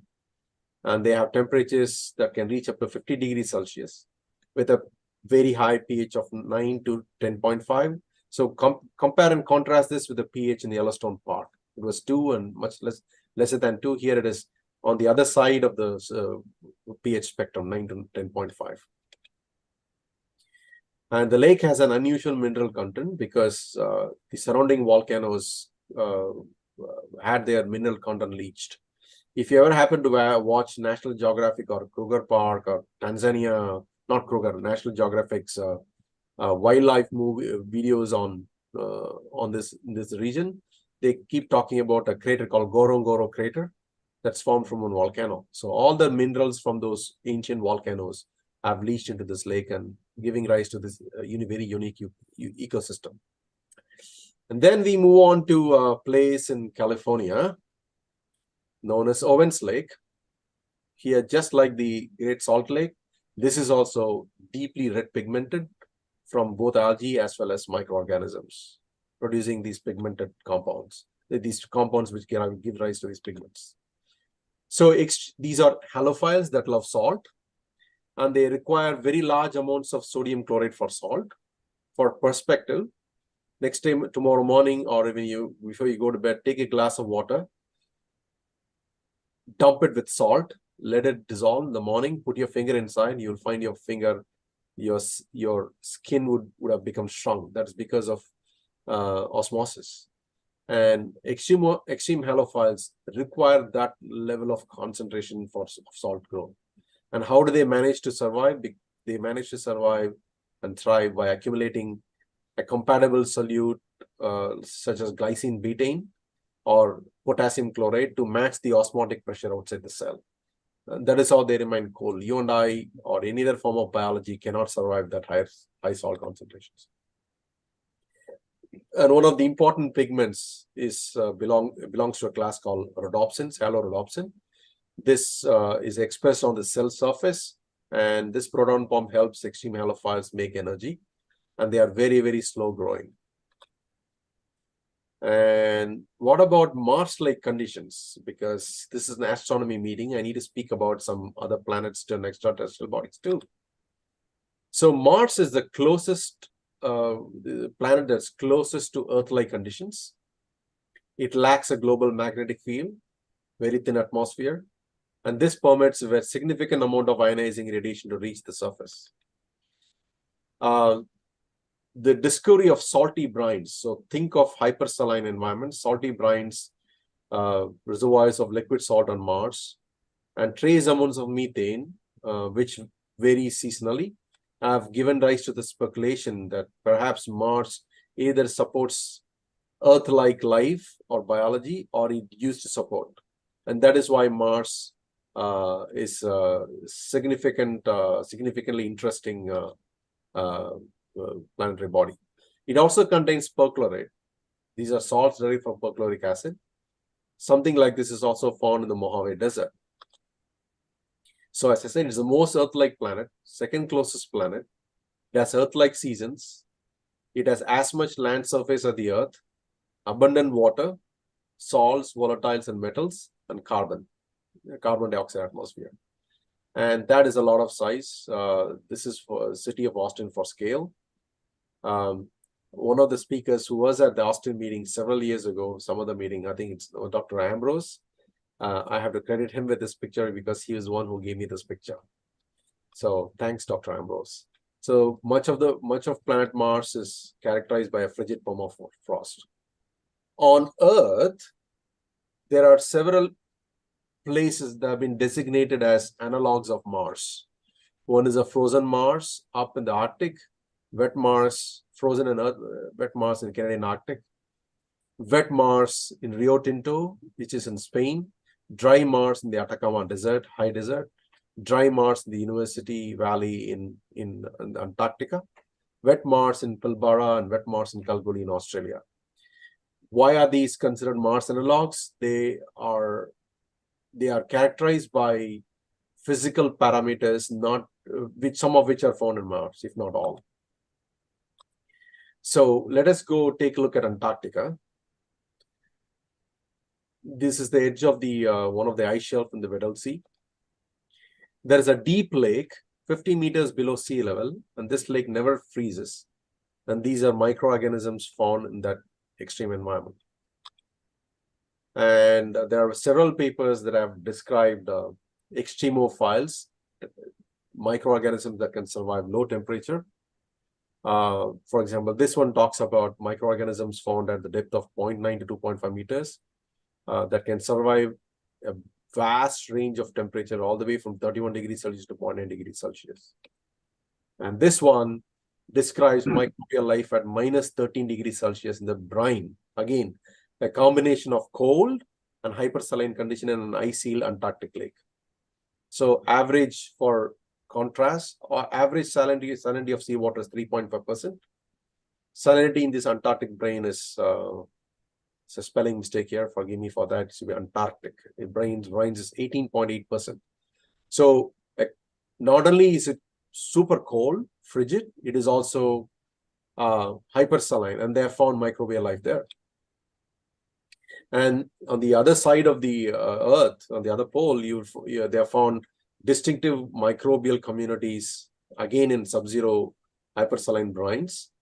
And this place is a place, I do not even know how to pronounce, Utqiagvik, maybe, in Alaska. So these brines are characterized by minus 6 degrees Celsius, 11 to 14% salinity. So all of this shows that this is not a very old paper. This is fairly recent, 4 years old. So we keep discovering new types of organisms that can survive all kinds of extremes. And then I mentioned Atacama High Desert as one of the analogs. If you go to the Atacama Desert, it is several times more difficult to even survive for an ordinary human being compared to, like, for example, the Pikes Peak in Colorado, right? Or the Longs Peak. So why is it? There is another reason why is it it's an analog for Mars.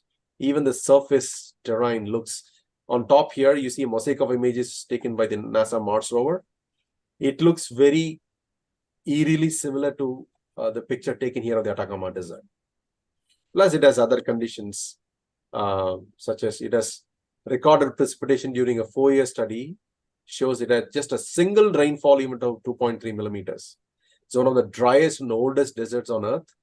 Hyper arid. Now, we talked about hyper radiation, hyper salinity, hyper temperatures. Here it is hyper arid. I spoke about dry conditions. They've been hyper arid for the past 90 million years. there is no access to water because it's also dry. For contrast, this is Hurricane Harvey dumped 52 inches of rain over the Houston neighborhood in the year 2000. I think it must be 2017, or it's 2017. The year is wrong. In August 2017, 52 inches of rain. In Atacama, it would take 2,250 years to get the same cumulative rain in the Atacama. And that too, if it rained at all. It doesn't rain at all. So what is happening is that there is a very low oxygen because of the altitude, very high levels of UV radiation because of the altitude, very high levels of desiccation, and often winds and cold temperatures. One would think that such highly inimical conditions would not be conducive for biology. But wait, they have found fossil stromatolites. What are stromatolites? Stromatolites are structures created by microbial mats that tend to trap sediments. Here are some examples of microbial habitats in the Atacama Desert. It's a place called La Mara Salar. And here is an example of microbial communities surviving under a piece of rock. What is hypothesized is that in order to grab water, in order to have access to water, whenever some fogs come over, the communities have devised a way to grab the water or get the water moisture from the fog. These are hypothalamic communities under quartz stones in the Atacama.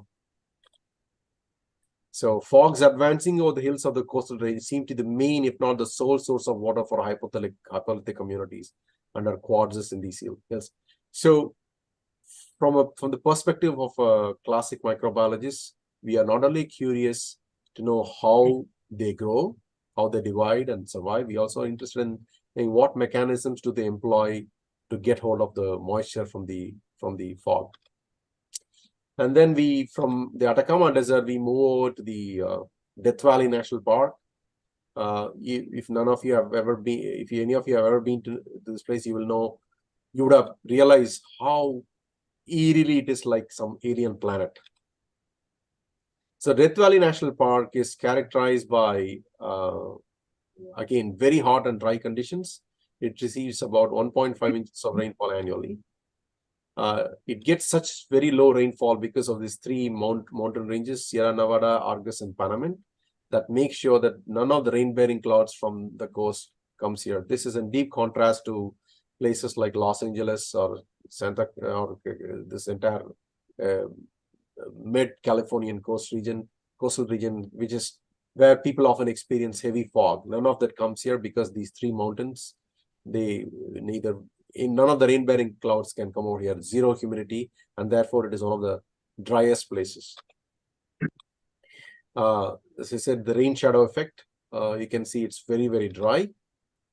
And what is interesting is the wind-blown surface of the Death Valley is kind of eerily similar to the picture that's shown on the right from Mars. And Furnace Creek Visitor Center is actually at an elevation of minus 190 feet below sea level. And the place was so similar to Mars, they decided to shoot the movie Star Wars in the Death Valley. The scene where R2-D2 is shown wheeling its way across the sand dunes were actually picturized in the Death Valley. And just like how they found fossilized stromatolites in Atacama, they also found similar stromatolites in Death Valley.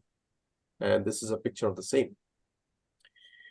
The similarity to Mars was so stark that a mock-up of the Curiosity rover, it actually was tested in the Death Valley in early May 2012. And then we move over to another man-made environment, which I am associated with. It is called the Spacecraft Assembly Facility, sometimes referred to as Clean Room Facility. This is you have this thing in this facility in the Jet Propulsion Laboratory in Caltech. And the kind of environment under which these facilities exist has much to do with what's known as a planetary protection policy. What does it mean? It means the two. How can we protect other worlds from microorganisms found on Earth. And how can we protect Earth from backward contamination? If you ever visit a museum, a Smithsonian museum close to the Dulles Airport in Washington, D.C., they actually have this capsule, one of the first Apollo missions where the astronauts came, they were quarantined because of fears that they might have brought back some microbes from outside. So that is all part and parcel of the planetary protection policy. So we don't want forward contamination. We don't want backward contamination either. In order to accomplish negative or minimal forward contamination from Earth, these places are often subject to UV and gamma radiation, besides dry heat and extreme cleanliness. So what has happened is, as a result of more than 30 years of extreme radiation and desiccation is again an ability of an organism to withstand or endure extreme dryness. These environments have become almost Mars-like. We have created a Mars-like analog environment unwittingly. This is my hypothesis. So look at these people, the engineers that are working in the Phoenix Mars lander. They are dressed like, not like scientists, but they are more like surgeons working on performing some complex surgery in an operating theater. So the nutrient-poor environment, controlled moisture and temperature, all the plethora of air filtering techniques has created a special habitat for bacteria that are multi-resistant to various conditions. Therefore, a clean room is an extreme habitat for these microbes.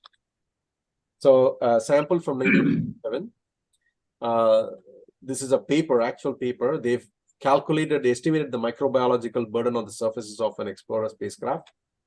And they found, this was in 1967, they found some very, very interesting contamination in the spacecraft itself.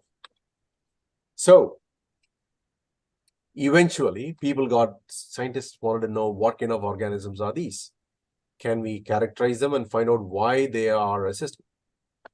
And a number of novel microbial species which have demonstrated resistances to radiation, desiccation, peroxide, have been isolated from this particular man-made environment. And most dominant amongst them is a group of microbes called Bacillus species. You find them everywhere in the environment.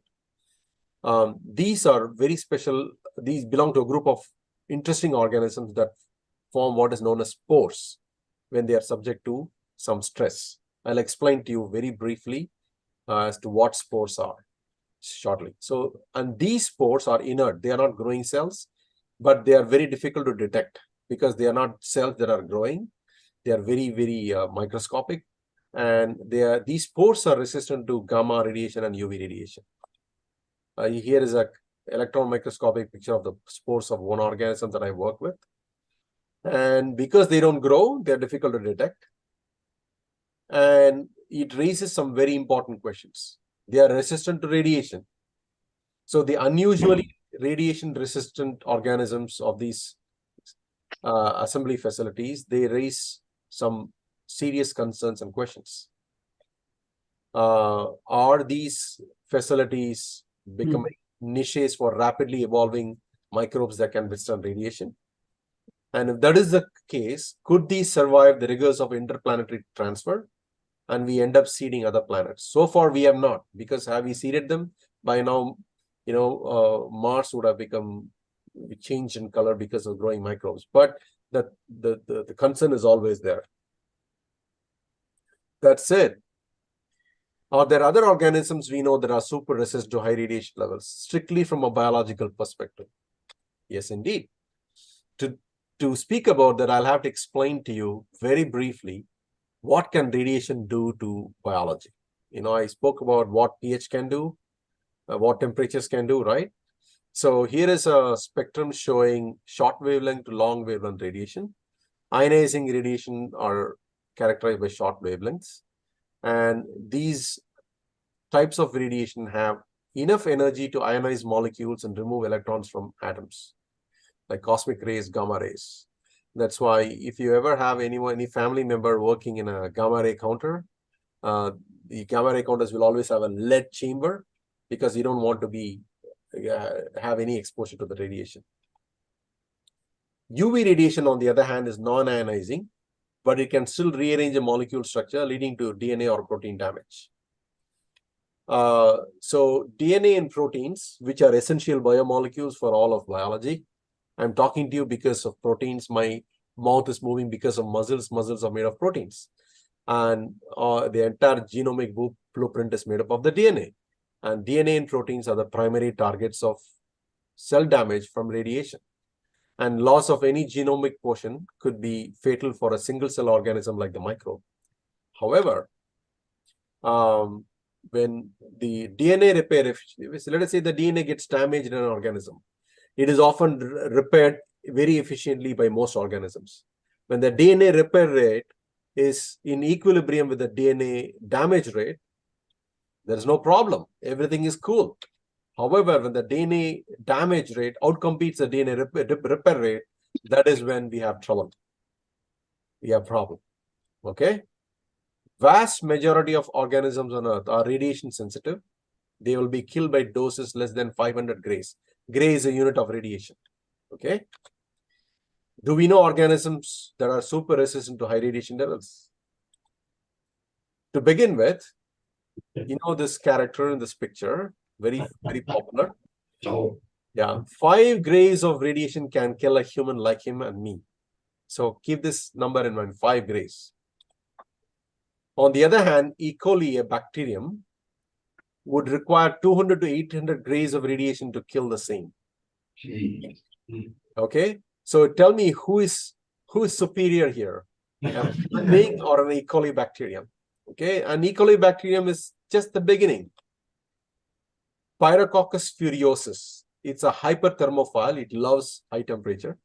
It can restore fragmented DNA even after exposure to 2,500 grays, from 5 to 800 to 2,500. And the story doesn't end there. There is this organism which humans accidentally evolved to become radiation resistant. It is known as Deinococcus radiodurans. I'll tell you a short story about this. They were actually trying to preserve this organism under desiccated conditions. Because this organism became desiccation resistant, resistance to desiccation, as I explained before, is dryness. It automatically became resistant to radiation. So these two resistances are linked. This can withstand up to 5,000 grays of ionizing radiation. So from 5 grays to 800 to 2,500 to 5,000 grays. And then there is this organism called cyanobacterium. Okay, it is very versatile. You'll find it everywhere. You can see it is found in the Atacama Desert, the Utah Desert, Yellowstone, Arctic, Death Valley, Antarctica. It's the real deal, right? And this one can tolerate up to 4,000 grays radiation. And it is also resistant to desiccation. And you put it anywhere, it will grow. Here is an example of a halobacterium that loves salt. It can resist up to 5,000 grays again. And again, in this organism, the resistance to desiccation and radiation are interlinked. And this has implications for looking for life on planet Mars, the hypersaline subsurface lakes. And you have this organism, 5 grays now to 11,000 grays of radiation. It's a thermophile called Rubrobacter radiotolerans. It's found in a hot spring in Portugal. And before your jaw drops, your jaw will continue to drop because of this organism, which was found at 2,000 meters depth in the Guaymas Basin. What happened? It's not moving. Don't tell me I don't have it. Oh, yeah. It is called Thermococcus gamotolerans. It can withstand a dose of 30,000 grays of ionizing radiation. So 5 gray can kill Mr. Simpson. But this organism can survive 30,000 grays. It is just mind-boggling. Because not only can it withstand, it happily requires 20,000 grays of radiation in the laboratory conditions, apparently. They are still trying to figure out how it does. So what is extreme is something that keeps getting redefined with every new discovery. So life has evolved to thrive in environments that are extreme only by our very limited human standards. It is found in the battery acid of Yellowstone, miles beneath the Earth's crust, in pure salt crystals, and inside the rocks of the dry valleys of Antarctica. So tomorrow, anytime in the future, we might send space shuttles to any of these places. And therefore, this is not the end. And as we endeavor to look for, keep expanding our horizons, but as we do it right, it is really incredible that more than 70 to 80% of biology on Earth is still yet to be discovered. We have hardly figured out biology on Earth. So unless and until we have a reasonably fair understanding of biology on Earth, there is no way we can even use a template of biology on Earth to look for biology elsewhere. Okay. I just wanted to share some recent things from India you must be familiar with. So India landed on the South Pole. So India is very much part of this story on space, which I got from India. So I'm very happy and proud of it. So it's a picture of the ISRO complex. These are various parts of the route of the Chandrayaan mission. And let me just play the short video from the Prime Minister after it landed on Moon. जी हाँ, आप अपनी screen पे देख सकते हैं कि हम lander module Yeah, there was a proud moment for us, and it's a proud moment for the entire mankind. And what is interesting is a take-home message. This is a picture showing all the women scientists who led India's Chandrayaan, and they're also part of the Kalyan mission.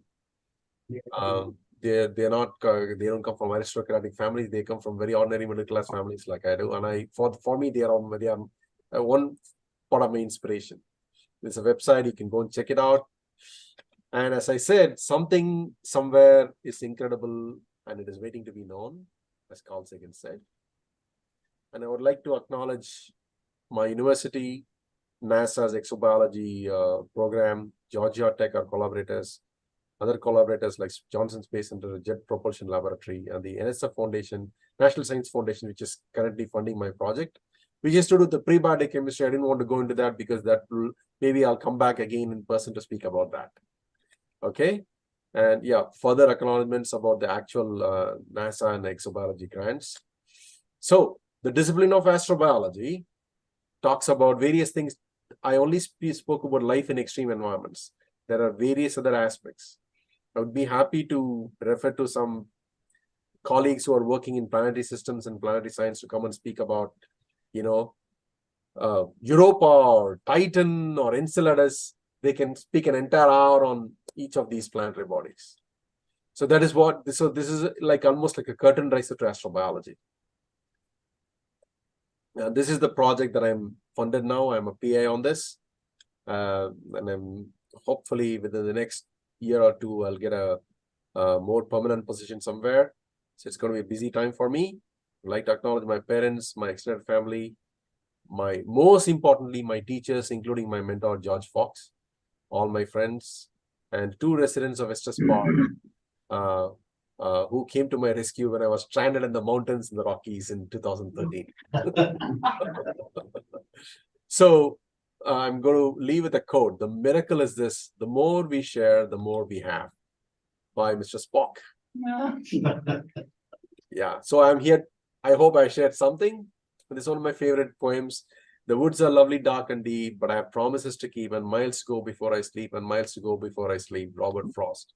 So if I end up spending 24 hours a day in the lab, even sleeping, that is because of such poetry. Yeah, thank you. I hope. Did I make it on time? Because I normally have a habit of going over the time limit, so I was very conscious of it. So I had to take out many of my slides. I hope I just made it on time. You have some questions?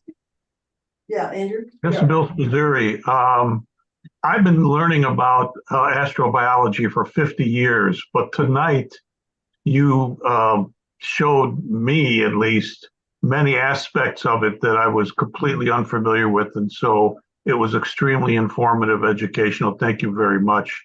I really appreciate it. I was an expert before, right? I thought, don't know.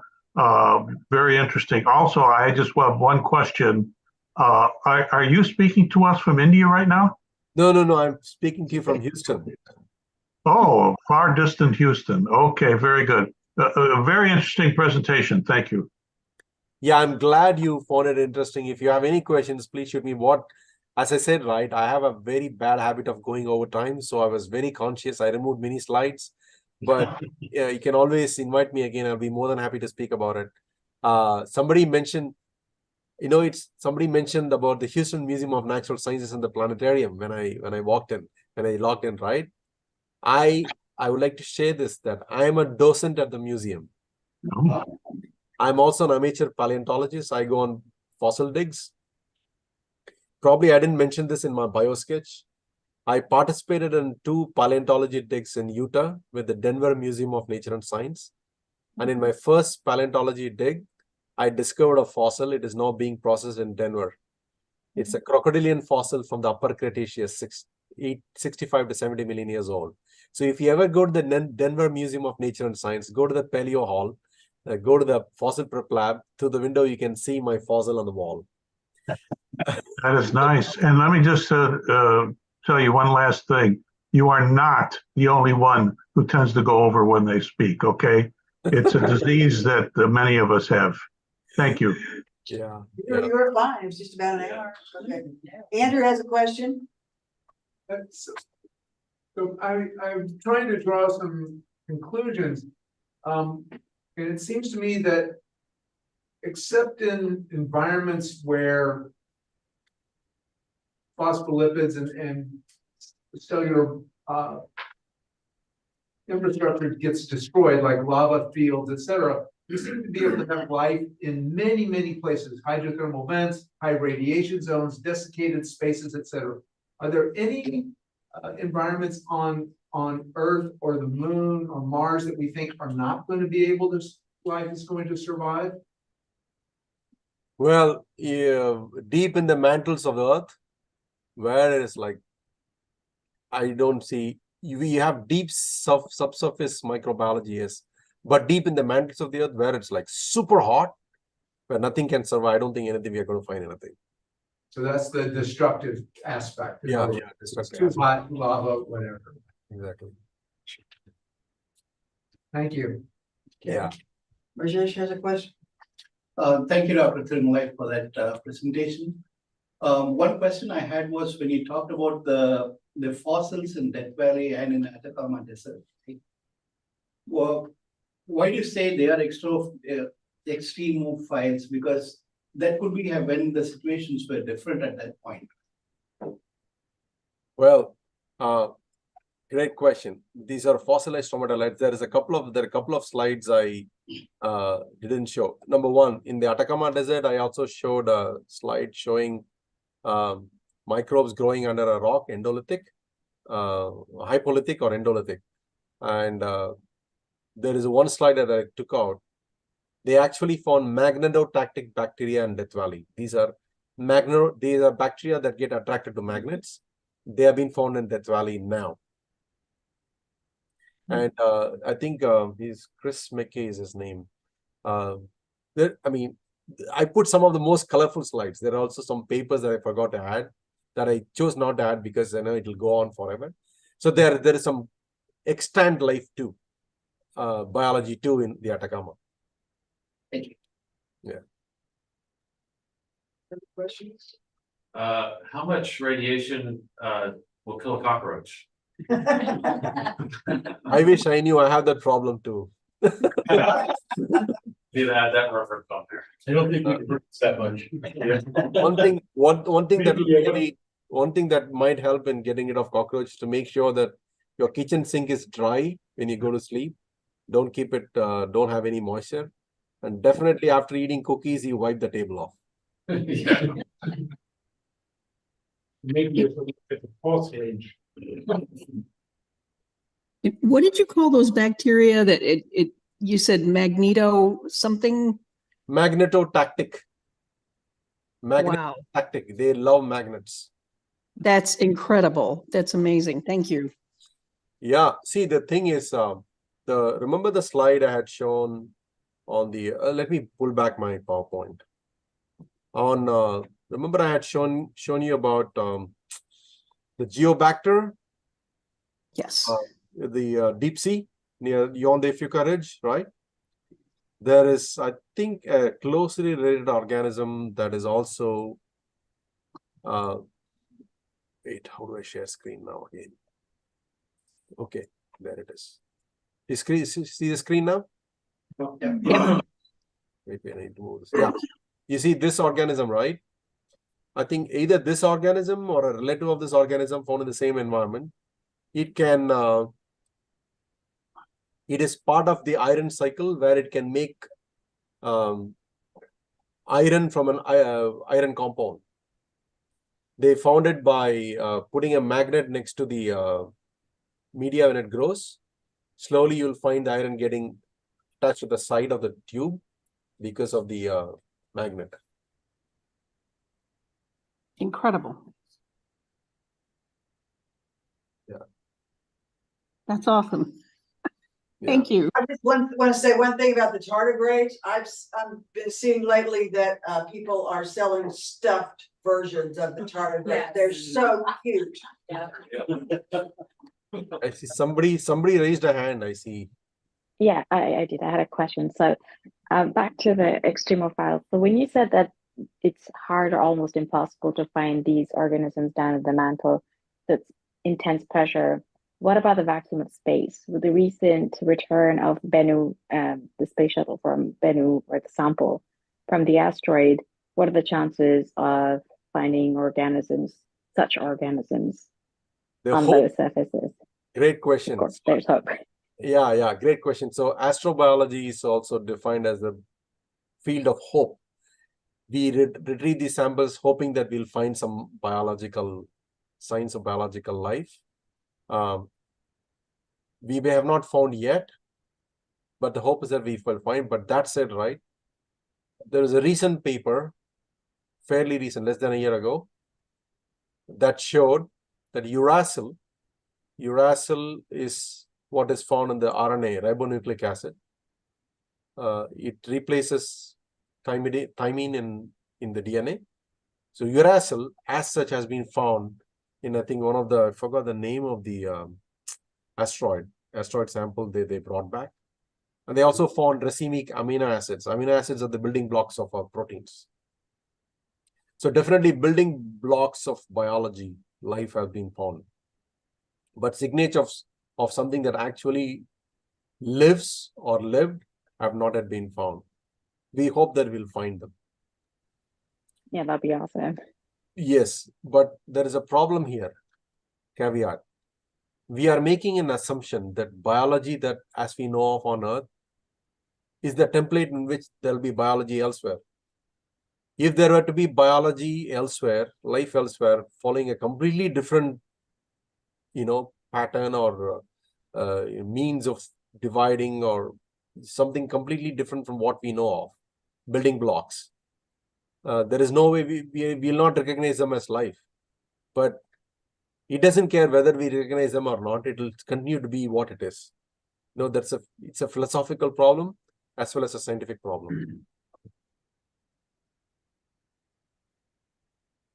Did I answer your question? Oh, absolutely. I'm speaking on mute. Yes, it is a philosophical question, and yes, they will continue to exist. And maybe we'll have to just change the definition or how we see them. That's all. Yeah, but the take-home message, the bigger take-home message is that we do not even know. We have not even completely defined the limits of life on Earth, and we continue to be discovering new kinds of organisms almost all the time. So there has to be a lot of emphasis on fundamental research on Earth to begin with. Oh yeah, that's a good place to start, definitely.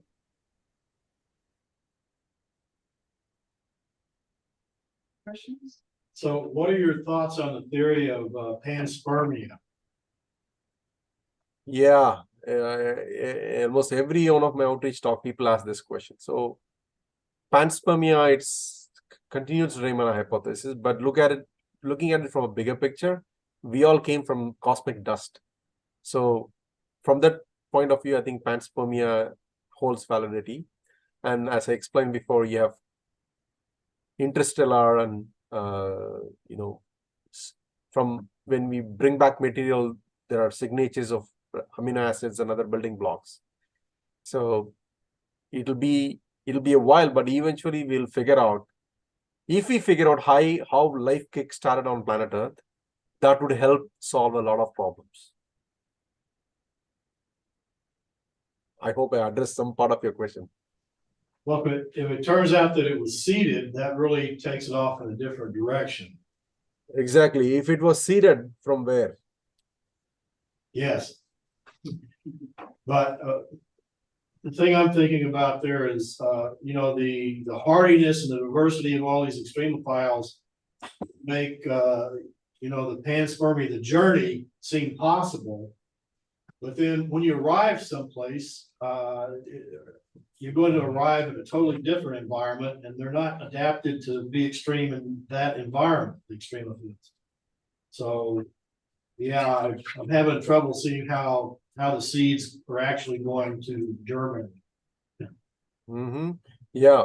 So one thing we know for sure is that in the prebiotic condition, we definitely had seeds of molecules coming in from, the Hadean, right? The beginning just before the origins of life, around 4 to 4.5 billion years ago. Earth was bombarded by meteors, etc., etc. And they were bringing in the large inventory of these molecules, which definitely contributed to kickstarting life. But we have still not yet found any traces of evidence at all that life itself was seeded here. All the components were seeded, most likely, most of the components. And they underwent different processes to kickstart life. So if anybody who finds that will become super famous. That's what a lot of scientists are trying to do in the origins of life field. So if you were to place a bet on the last species to be able to inhabit the Earth before it's vaporized, who'd you place your bets on? Yeah, what was the question? Are you talking about a bat? Well, I would say some sort of extremophile is going to be the last living organism on Earth at some point. And I'm just wondering who's going to last the longest. Maybe the spores, the bacillus spores that I spoke about. The spores, I used to have at least 4 or 5 slides explain what a spore is. They are very inert. They can survive for millions of years. Just the genomic material inside the spore. I'll just give the example of a movie. How many of you have seen this movie called Invasion of the Body Snatchers? Oh, yeah. Which version? Both the older version and the newer version. The older version, I think it came in the 70s, right? Long There before. were actually 3 of them, I believe. Oh, yeah? Yeah, one in the 50s. Oh, okay. The one in the 70s, I think somebody has raised a hand. I think we should first let them speak, and then I'll continue. Somebody have Oh, sorry. Yeah, I did. I was curious. You were talking about at JPL in these clean rooms, how it's kind of leading to like increased resistance of these microorganisms. I was just curious now that they've realized that, what their response is, like what the solution, I guess, would be. Oh, well, see, the solution is to reduce the balance. See, what they have done is, because of this exhaustive, comprehensive research, right? They have managed to create a catalog, inventory of all these organisms. So just before they launch a mission, they know what to look for. And even if they cannot accomplish 100% sterility, there is a certain they have to minimize it to a certain level. So that's all very strictly followed, at least by all the space agencies that are signatory to this. Do all the countries do it equally well? I do not know.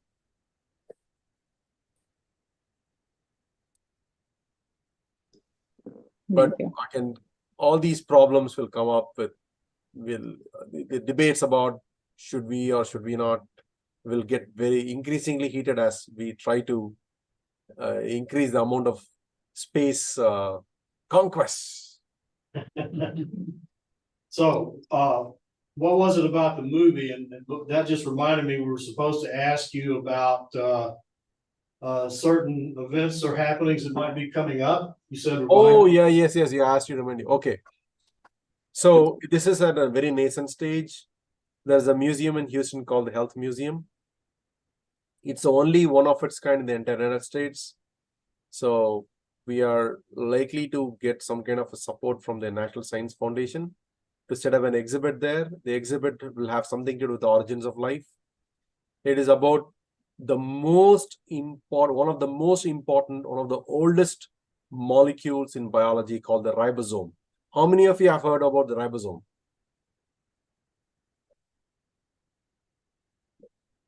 Raise your hands, please. We have heard about the ribosome. Okay. It's a molecular machine that produces all the proteins in biology. And it is the oldest because the ribosome itself didn't come all by itself. It came from smaller components. And the smallest component of it is called the PTC, peptidyl transferase center. That is where all the proteins are made in biology. And ribosome is found in every living organism, okay, with the exception of viruses. Because viruses are neither living or non-living, right? So we are going to have the plan is to have an exhibit on this ribosome, its origins and the prebiotic life and the role of ribosomes, and because it's a health museum on public health, because almost every antibiotic that you use, the primary target is a ribosome. So we're going to have an exhibit, and I have some creative things in mind to do for kids. They can come and pull a lever, and then the ribosome will start moving and start making proteins. And then they'll have a question and answer session. This is all for education purposes. And part of the goal is also to have a moving exhibit, traveling exhibit. We are planning on taking this traveling exhibit to the most poorest, socioeconomically poorest parts of the city to get the kids engaged in science as an outreach component. That's the plan I want to share. All right, awesome, great. Go you guys. Yeah. Did you ever hear about the movie? I'm still. Yeah, the Body Snatchers. Yeah, Invasion of the Body Snatchers. I watched the one that came in the 70s. When I came to the US around 10 years ago, I was really curious to know about this film. So in that movie, the reason I mentioned that movie is because in that movie, they observe some strange looking spores falling from the space in the California coast. The spores, what they do is they grow into plants, and the plants start cloning human beings. Like if there's a plant outside my building, the plant will look at me, and then it'll make a clone of me. And the entire city is outrun by zombie-like humans who are clones of other real human beings. So that movie speaks about spores. The 2007 version that I saw again, it has this is how Hollywood tries to appropriate science, but in a very unintentionally hilarious fashion. So scientists are looking at the microscope, looking at a spore, and then says, I know what it is. It is that spore. No, it is not that easy. That's not how science works. But it's Hollywood, right? They can say whatever they want.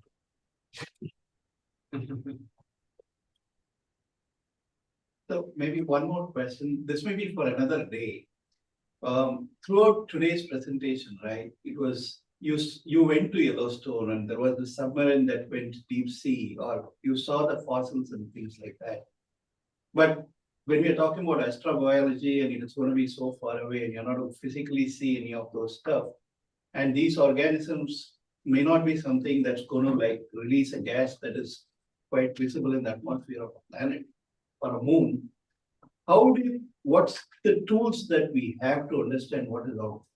Oh, okay. When they send this Curiosity rover, I think it has, as part of its system, a miniaturized mass spectrometer, which what it does is it just measures the masses based on it looks at mass signatures of these various components, and then that is compared with a catalog of known compounds.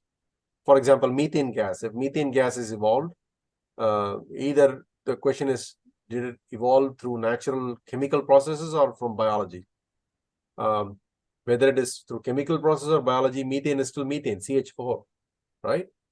But if it is varying seasonally, that could be because of that increases the probability of, the validity of the question. Did this come from biology? Why is it that certain times of the year it is emitted more than the others? So, but to answer your question directly, there are equipments like mass spectrometer, which are part of the these rovers that they send, that can measure these, that can detect these, not measure these, identify them. So we still have to have a physical presence there, at least to our machines. Oh yeah. So these instruments are, and then sometimes you don't need to have a physical presence. They can look at the spectra. So that's a huge field. How do we integrate, like, for example, in one side of Mars, if you let us say that we have not sent anything to Mars, right? Or Cassini, right? The Cassini project, Mars. Let me think of something else. Let us say Enceladus or Titan or Europa. They find some signatures of certain gas compounds. They'll have some spectral signatures, which they could say, no, this is a certain compound. I think in Venus, they found phosphine, PHOSPHIN, which is a phosphorus-related compound. And that has raised a speculation that could there be life biology there. So they use various types of, I'm not an astrophysicist, an expert on instruments, but I can dig up this information and send you a message or email. Just if you email me, I can dig up some information, but they have some methodologies in place to look for these gases, even if they cannot go to the planet.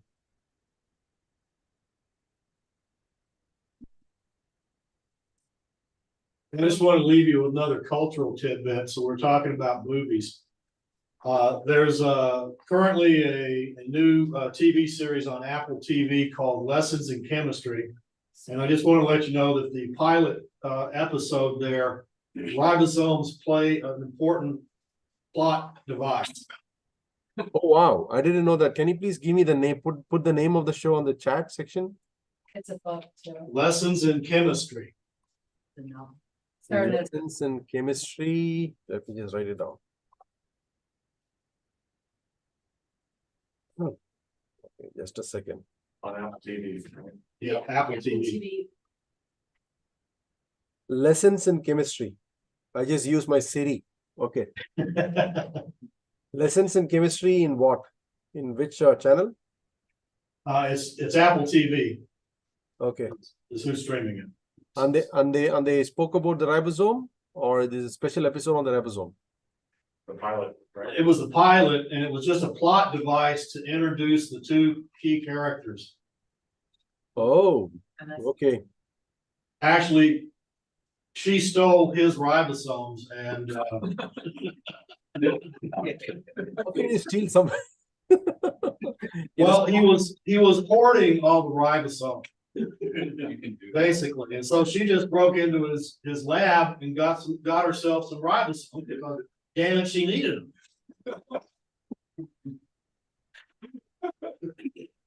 On that, we say thanks out. Thank you.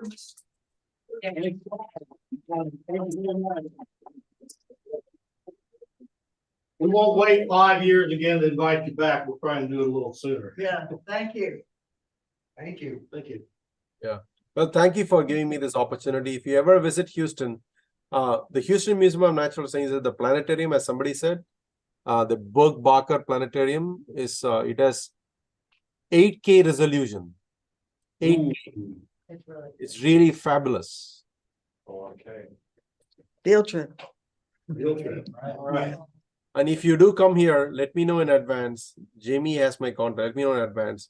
I can give you a tour of the Paleo Hall, share with you what I know about paleontology. All right. Okay, sounds good. Thank you. Yeah, sounds like it. We need to do a road trip, yeah. Don't think we've ever done that, but